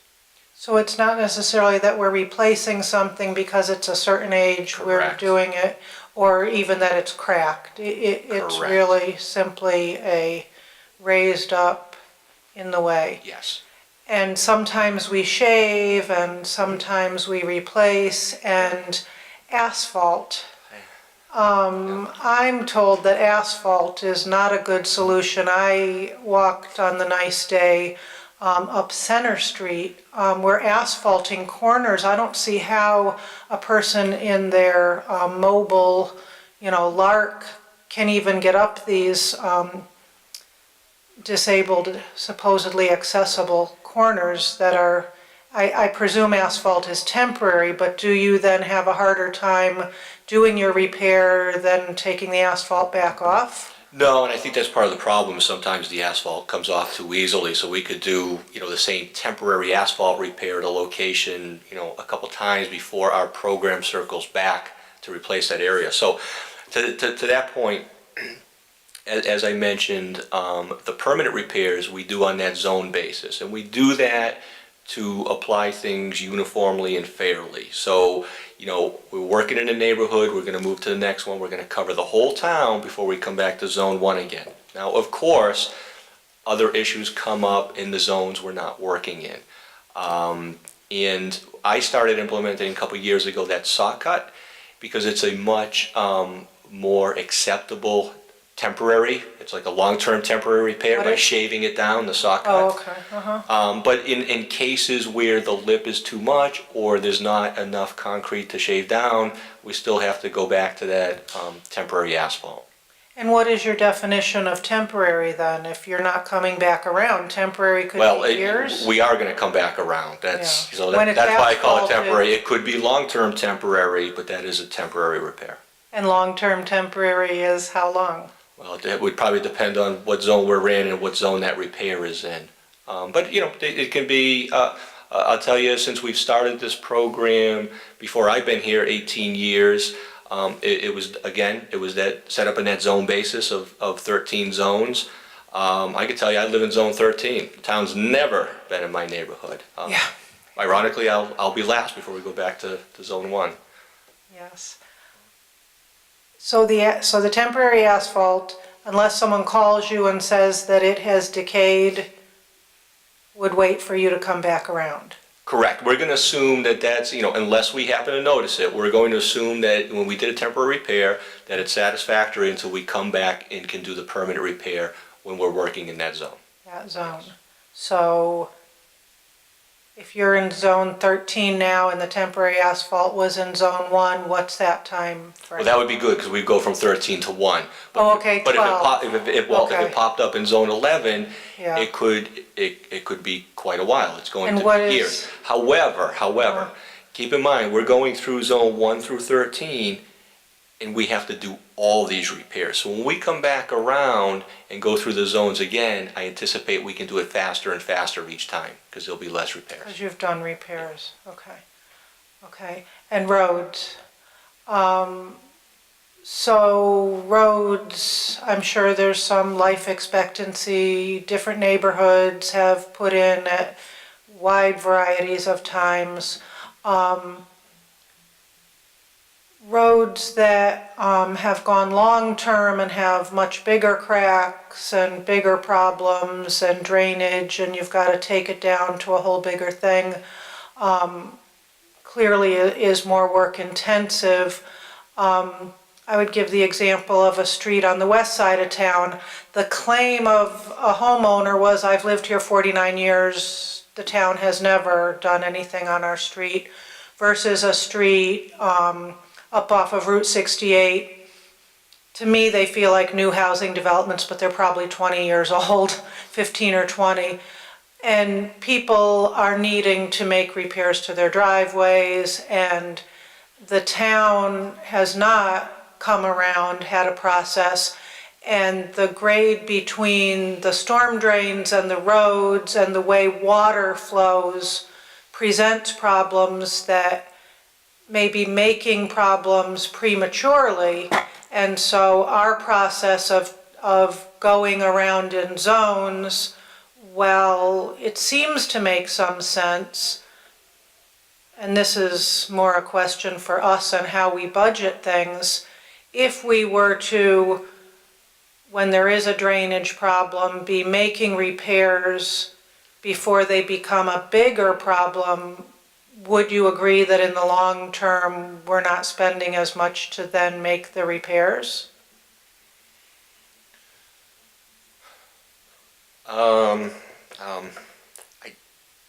What do you want me to agree to? I just need you to read that part before I agree.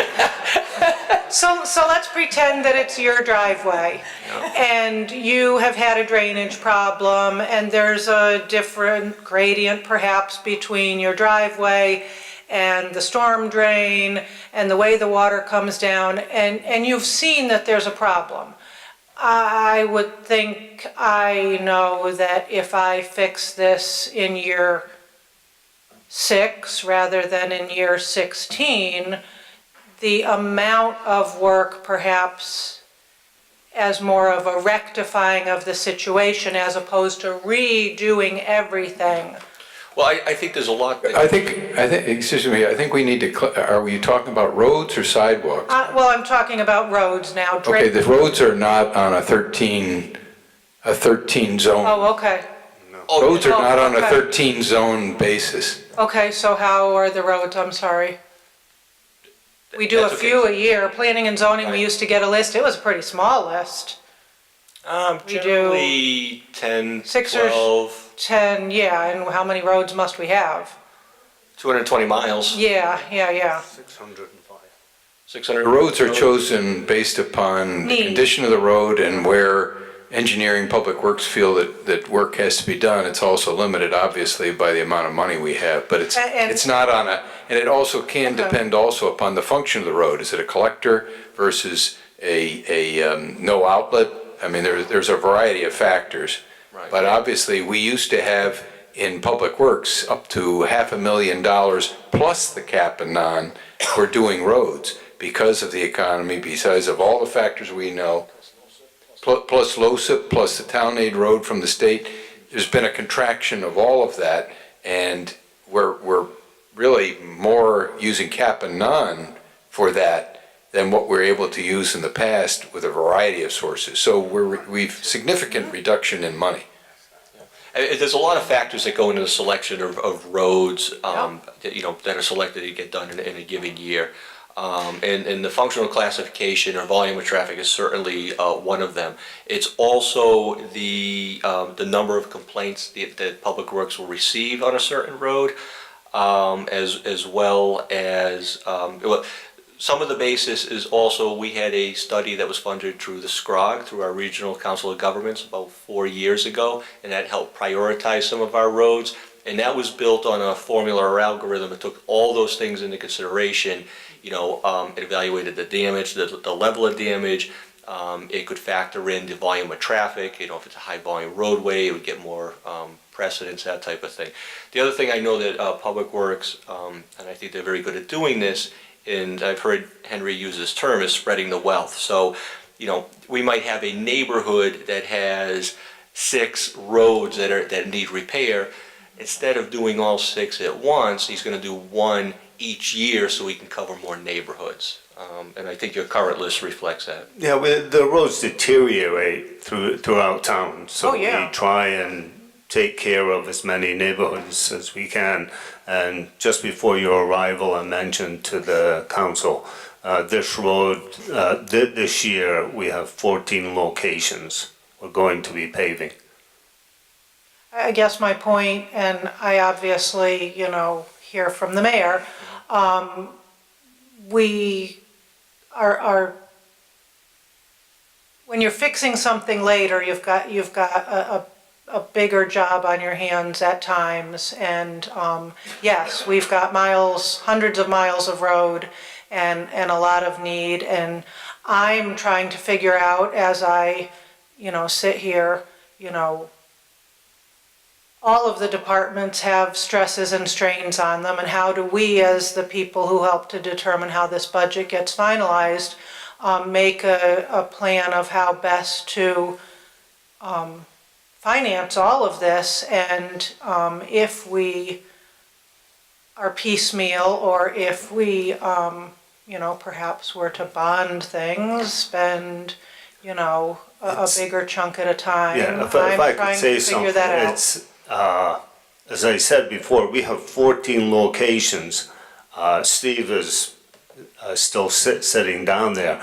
But before we pave a road, first we have to check that there's no future excavations planned for that road.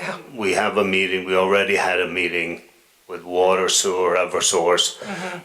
And then we have to check all the drainage and the grades, as you said earlier, with a resident getting water off the road down their driveway.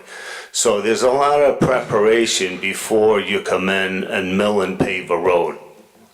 So it could be a lot of people, because we maintain the parks, buildings, etc. And I think we got a generous amount of money from the town, and we always have. And I think staying in that 14 to 18 roads a year is a good number. Thank you. Anything else for the engineering department? Thank you, Mr. Baltramitis. On to Public Works. Have a good evening.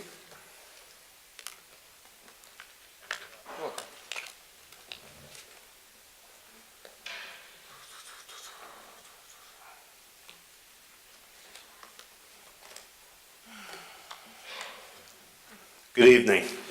Good evening. Henry McCauley, Public Works. Kathy Johns, Executive Secretary. Stephen Palermo, foreman. As I mentioned earlier, we plan on starting to pave 14 locations. We will probably finish up the 14 locations next spring. This is how this cycle goes. We continue to improve the parks. Last year we finished a nice job on Pat Wall Field. We're working on Pragman Park to bring that up to speed.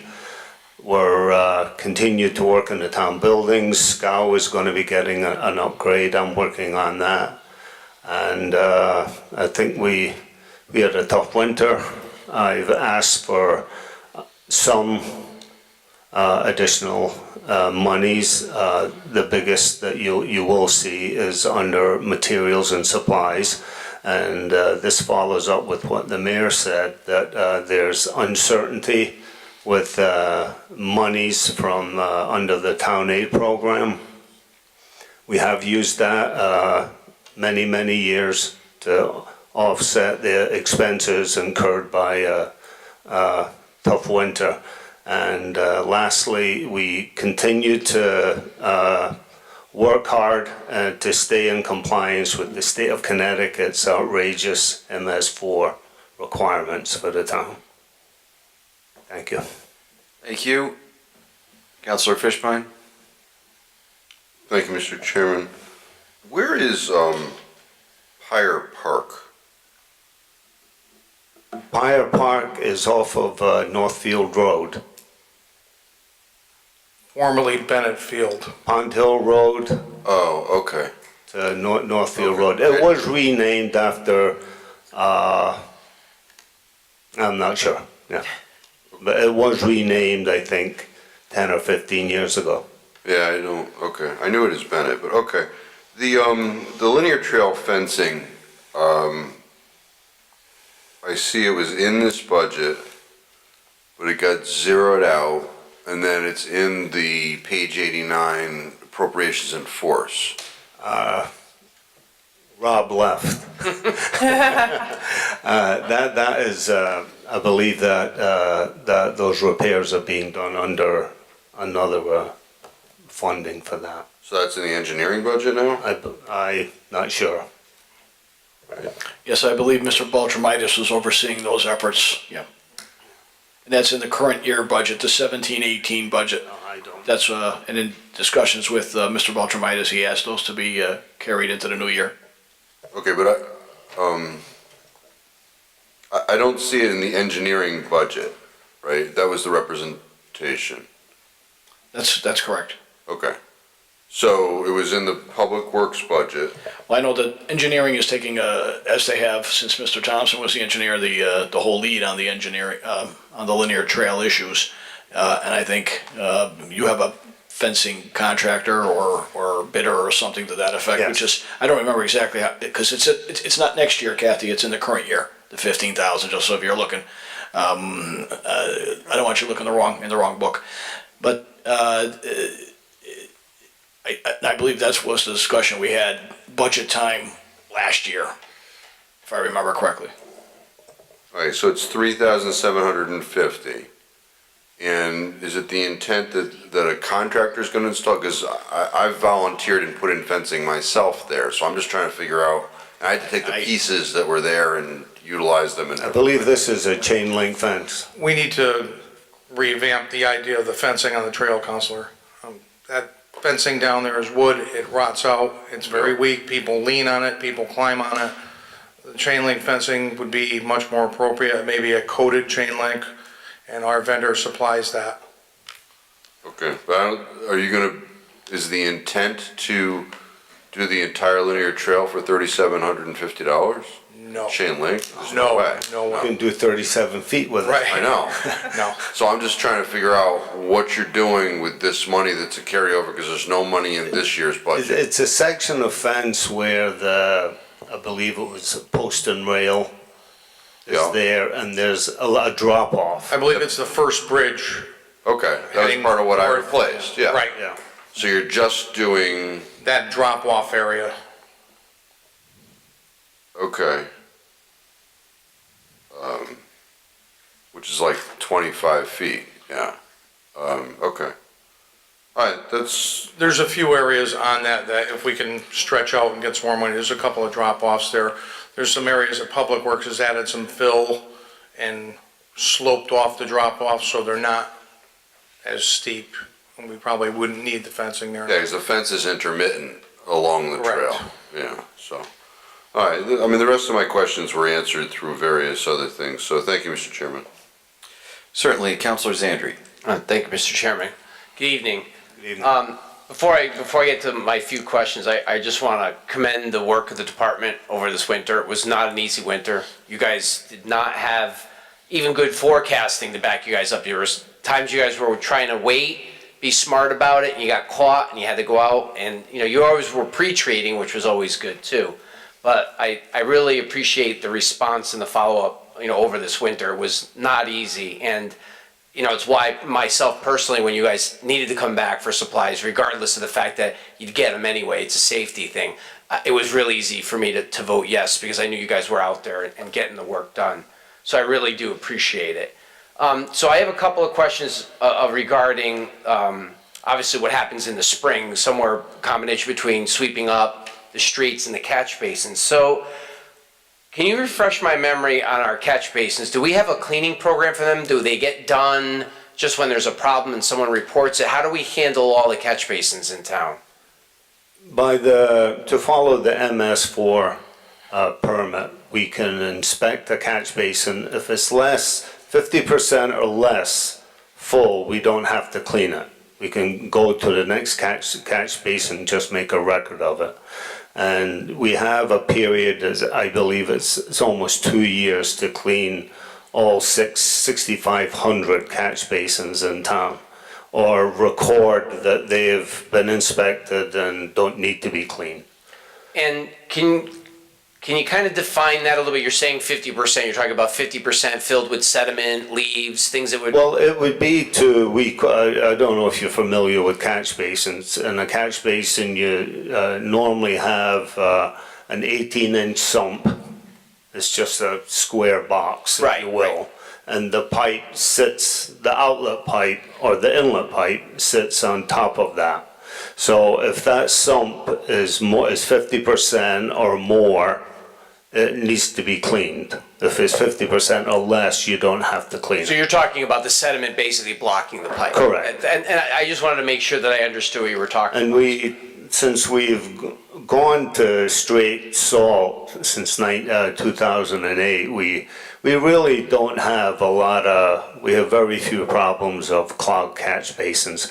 Mostly the problem is debris on the top, and that would be leaves and sticks and things like that. All right, and that was where I was going to go next. So generally speaking, when you're getting these reports of, minor street flooding, it's because the water just can't get in there because of the debris on the street. Correct. And so that kind of goes into my next question. A portion of that is sweeping the street, and unfortunately, a lot of that ends up being leaf and stick debris, which it's not really trash that you guys are picking up in those areas. It's really that type of debris.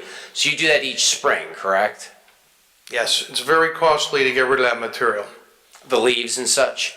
And that is because of the environmental part of it, right? Correct. The state has made this whole catch basin and street sweeping thing a giant project. Catch basin debris, I believe right now is running about $125 a ton to get rid of. If we do, when we have a program that we have inspected all the basins, and I look forward to start doing those this year, but the task of getting all of the catch basins done in that time frame is next to impossible. The waste that we're talking about, it's classified as a special waste because there is a lot of oils, etc. in that material. It's not just compostable material that you would take out of your backyard. The leaves pick up petroleum, dripping cars and things like that. Right. So it's treated as a special waste, and we dispose of it at the Manchester landfill. Right, and that's why I like to take this opportunity to kind of point that out to people. As part of it's not like you guys can just clean it up and we just use it for fill somewhere. It doesn't work like that because of the material in the roads. Well, the new we're gonna try a new plan this year with our sweepings. We have to stockpile them, and I like to let the water drain out of them over our oil water separator in the yard. And I'm looking forward to trying to have our sweepings tested. If we dry them and rotate them and they test and they come up clean, they can possibly be mixed in with fill, according to deep regulations. If they can be mixed in with our common fill, we have a vendor that we can dispose of our fill for next to nothing. If they test positive for, toxins, then obviously they're gonna have to go to the Manchester landfill. All right, and all of this work is just part of your regular maintenance budget, the guys that are working and everything else. This is not an add-on Yeah, cost, we'll but be it's starting day-to-day work. Sweeping next week, we'll be starting, probably Monday morning. Okay, great. So from there, I'd like to segue to my next favorite thing is the parks and the trash, and then I'm gonna kind of come back out to what gets left on the side of the road. But last year I asked about the trash that gets dumped illegally in the parks, and Steve, you and I have had a number of conversations about that. So can you kind of give me an update with respect to, is this becoming more of a cost burden for the department, or how are you handling it, you guys, the department handling it this year? Since we had all the press and the meetings that we had on it, it actually slowed down quite a bit, the household trash in the parks. We still get occasional, roadside dumping. We're gonna get that. Is it an additional cost, Red? Not as of this time, I don't see it. All right, so it's pretty much I whatever. constantly talk to my guys in the trash crew and I'll find out, what's going on in this such and such a park. We had one bag of household trash.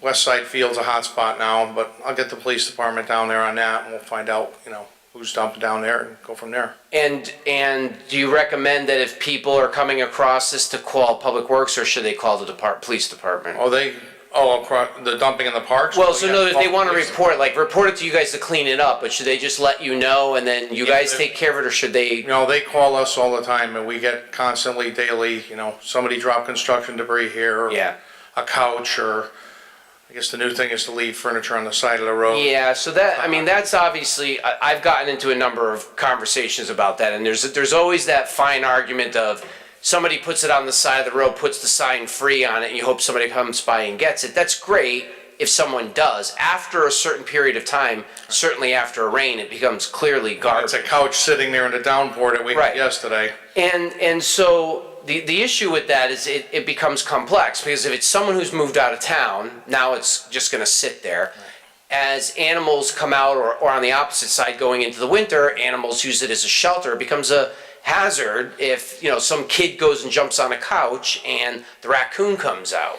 So I guess with that, I know you guys are not driving around looking for this stuff, but as you see it, I presume you guys make. Yeah, we get calls on it, and we call the health department, and they've been great. They usually go there, and usually the landlord will take care of it. If it's an apartment building, usually it gets moved.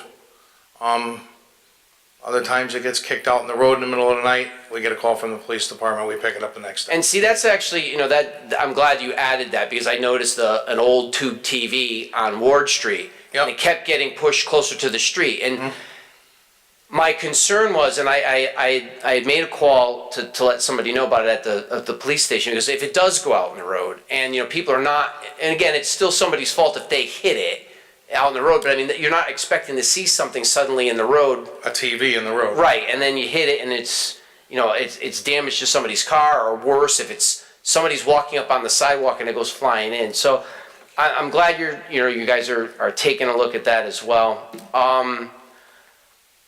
So with the pails downtown over here, I see those fill up, strangely enough, quite a bit.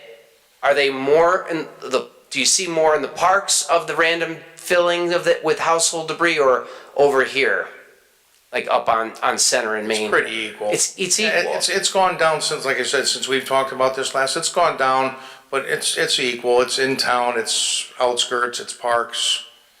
It's pretty much everywhere. And just my final question, we just talked about this not too long ago, the linear trail. I mean, obviously we had that cleanup. We pulled a ton of debris. So again, I want to thank the department for getting right on that. On Monday morning, picked all that stuff up. I don't want to say are we being stewards for the park. I mean, I think everybody should be a steward and kind of pick up after themselves. But when we have cleanups like that, you guys come by and you handle that? Is there any, I know you can only get the truck so far in, so you've got as many pails as you guys can manage. But beyond that, is there more that you think the department could do to probably try to alleviate some of that small dumping and then, of course, the bigger stuff? I mean, is there anything that you guys can think of that we can maybe add to do there? Or is it just by nature of the park, it's gonna be what it's gonna be? If you're going to do something illegal, dump trash, there's no one watching you, you just do it. We could put cameras out.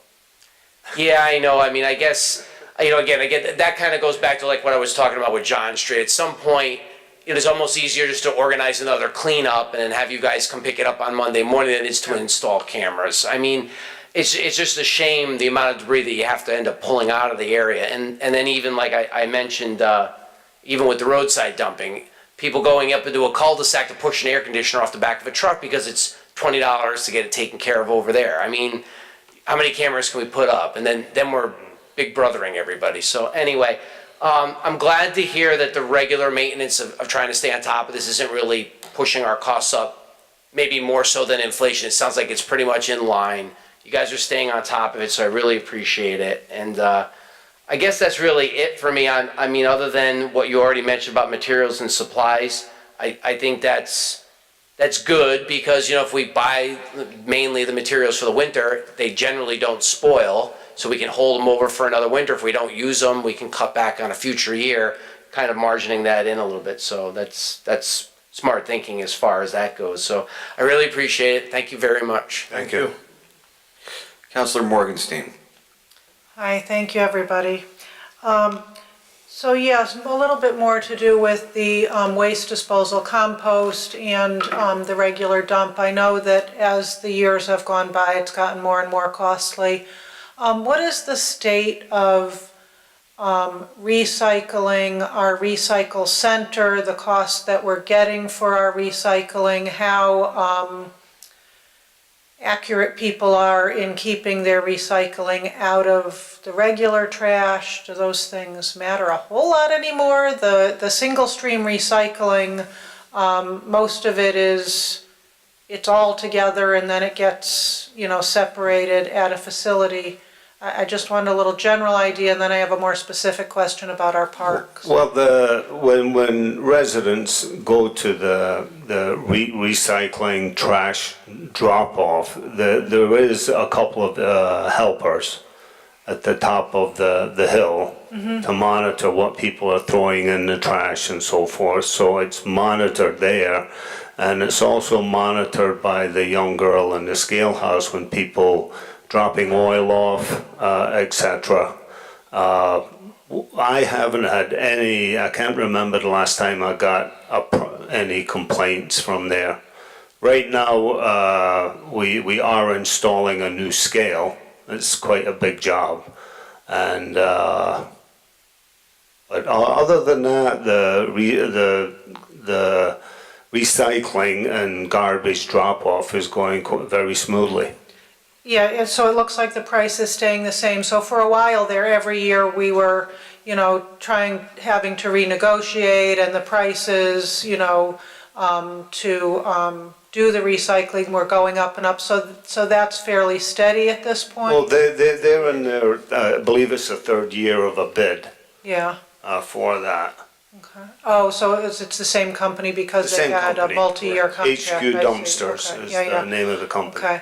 And so then a question about recycling at our parks. So we have just kind of a barrel, and we, because of what Jason was talking about, have made some inaccessibility to some of the parks in the winter time.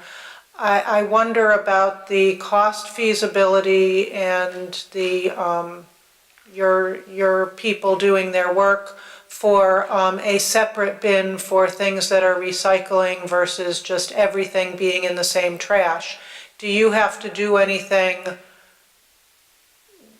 We have barrels that are just everything. Is there some requirement that it be sorted before it goes wherever you're disposing of it? How is that? In our parks? Yes. Counselor, I can't keep our recyclables separated at Celebrate Wallingford. Right. A monitored event. Yeah. It is impossible. Well, for and me to this is keep the it in reason for parks. my question. Yeah. Ideally, but I think We everyone. put out the bins at Celebrate Wallingford. My guys go to empty them, and they are loaded with trash, food And- trash, napkins. Yeah. So that's really my question. I mean, in a perfect world, I would be very green and say we should have, the two separate, and the reality is that people don't particularly pay attention. And so I just wonder, from the cost to us, it goes to wherever your garbage is going, and it's not been sorted. I've never gotten any calls from So literally, the, it's just, the people that accept this material. We don't have a problem with it. yeah. Our new truck is a compactor truck. It does not have a separate partition for recycling. We go to the parks, all we can do to empty all the barrels in town in the parks during the day in the summer, let alone try to set a specific day aside to go empty just recyclables. We would never be able to get that done. Yeah. At a meeting last year, I have friends that work for the state of Connecticut, and in the state of Connecticut parks, as you bring it in, you take it out. They don't provide trash or recycling, and seems to work for them. But I think even with or without recycling barrels, garbage barrels, people will still be pigs. Yeah, it's really unfortunate, yeah. And it's on, but it's not a big part of the population. I mean, unfortunately, if you're a ball team or if you're a scout troop, again, an ideal world would be, hey, kids, Coke bottle and the water bottle, these are all recyclable, and if a container were available, I kind of like your idea of bring it in, bring it out, and thinking about it as a community-wide effort of this costs us, and, we've kind of tossed around the idea of, could there be a scout troop, okay, I have this park and I get those, refundables. Yeah, I think from all the work you guys do, I just wanted to, because I knew that when we no longer had the trash to energy plant, it was because, there's big changes that have happened. So if we're in a 3-year contract, is next year a new contract gonna be? We would go out to bid again. So this is the 3rd year? I believe it is. Yeah. Renew another year if they want. Yeah, and we, on these, not all of the contracts, but we have a 2-year renewal if they hold their prices for the last year of the contract. Great, good, okay. And so my next question, I see $90,000 trees.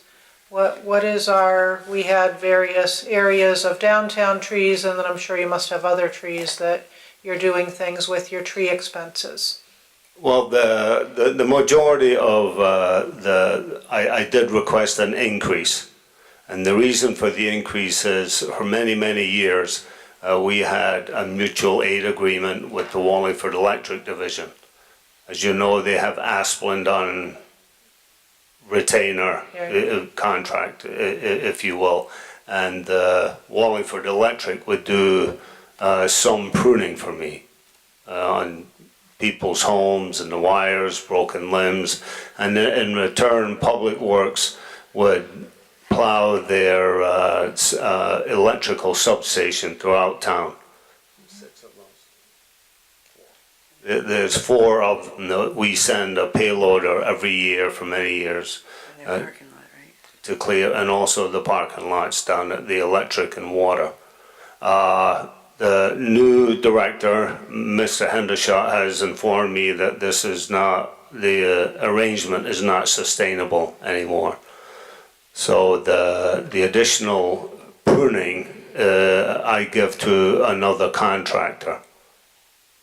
And to date, we terminated our arrangement, I believe it was November last year, around that time. And since then, I've spent almost $10,000 on pruning from this, a better cut, which is a Board of Education bid. It's a company out of North Haven. And do you have any plans for any of the phases of your tree removal? I would like to continue the tree removal in the uptown area, going down the rest of Center Street to Elm. But we need to watch the costs on this. In prior years, I used Town Aid, which I can use to do the tree replacement and removal. And so I don't know if that money is going to be available. I don't know what expenses I'm going to be incurring for tree removal and the pruning. I had a Doolittle Park. We took down, I think it was 15 trees right next to the playscape, dead trees. So that was a big expense earlier this year. A lot of winter damage this year. So this 90,000, it's uncertain because you just. The 90,000 will cover pruning, tree removal, tree planting, if I decide to continue the program. Depending on how all of it goes, okay. Thank you. You're welcome. Councilor Marone. Thank you, Mr. Chairman. I think your department does a great job, let me start by saying, in terms of the snow removal and road maintenance and whatnot. And spend a lot of time in the parks with youth sports and all that, and I think you do a great job at picking up the trash. The parks are always neat and tidy. I'm still stuck on the salt thing though. So if we go back to the salt thing for a second. So I understand the state is reducing our funding for salt, for now potentially reducing our funding next year. We don't know, there's salt money in question, correct?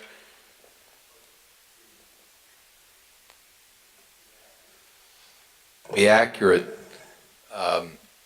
we were able to use town aid and times LOSIP money in order to pay for the salt. It wasn't particularly for salt, it's for highway purposes, and we're not sure we will receive that money, and we received less money this year. Okay. So hence the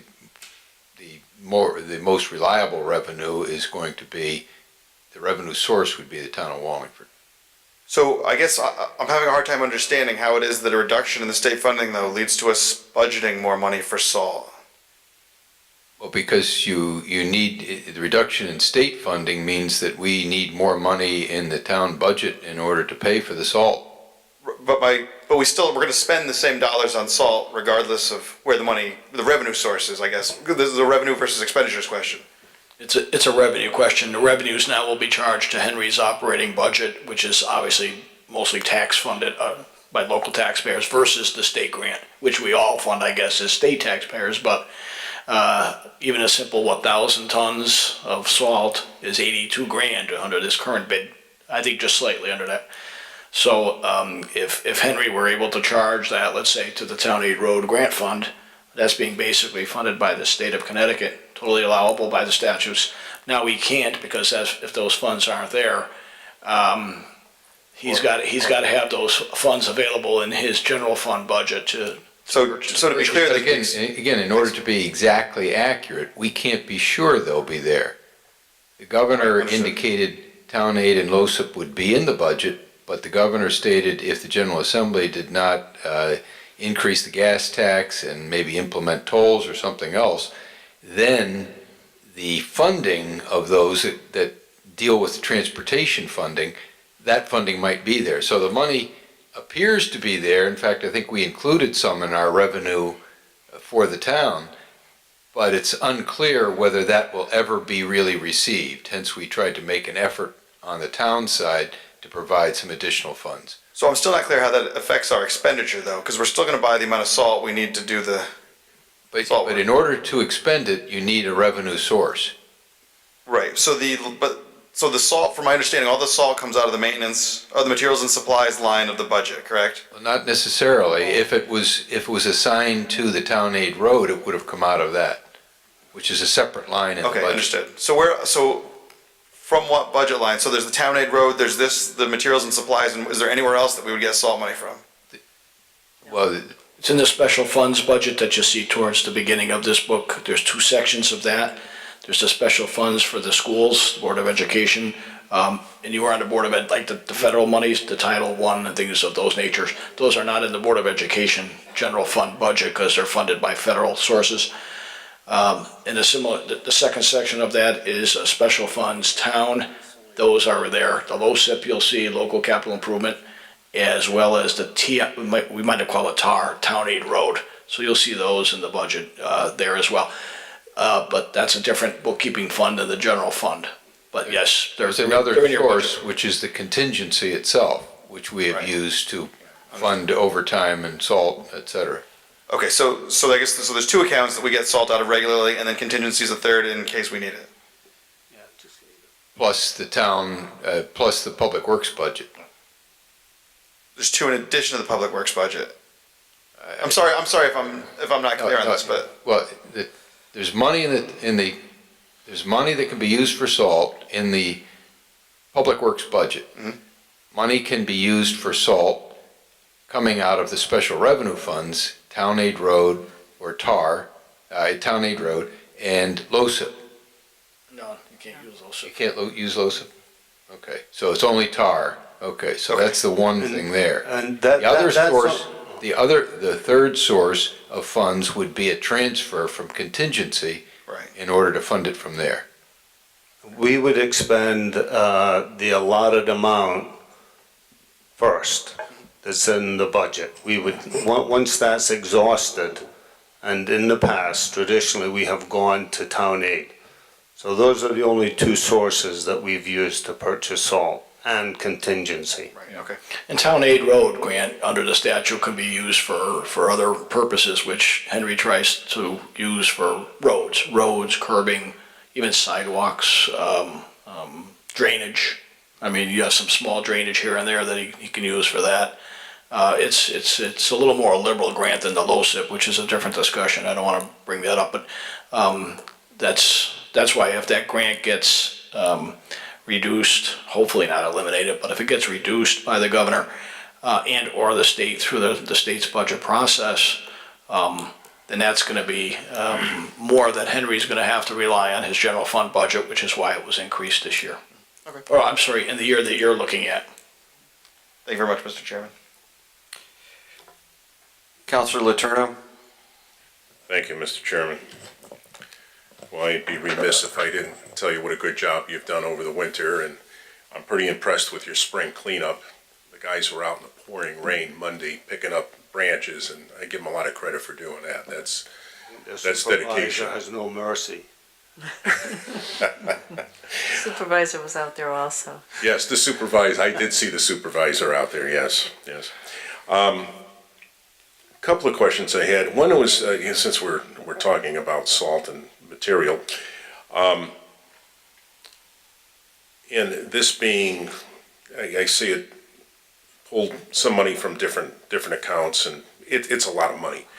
Has any thought been given to using an alternative besides the salt? I know there's some places that are using, it's a beet juice derivative of some sort. I read that in an article, and I was just wondering if we had looked at any of the alternatives that maybe might be cheaper than the salt, or? There's really, the state of Connecticut uses calcium chloride, the spray, they pre-treat roads with it, and they use, it's called magic salt, and that's what Public Works uses. Magic salt will melt ice down to 5 degrees. And what it is, it's sodium chloride with an additive. It's a byproduct of vodka.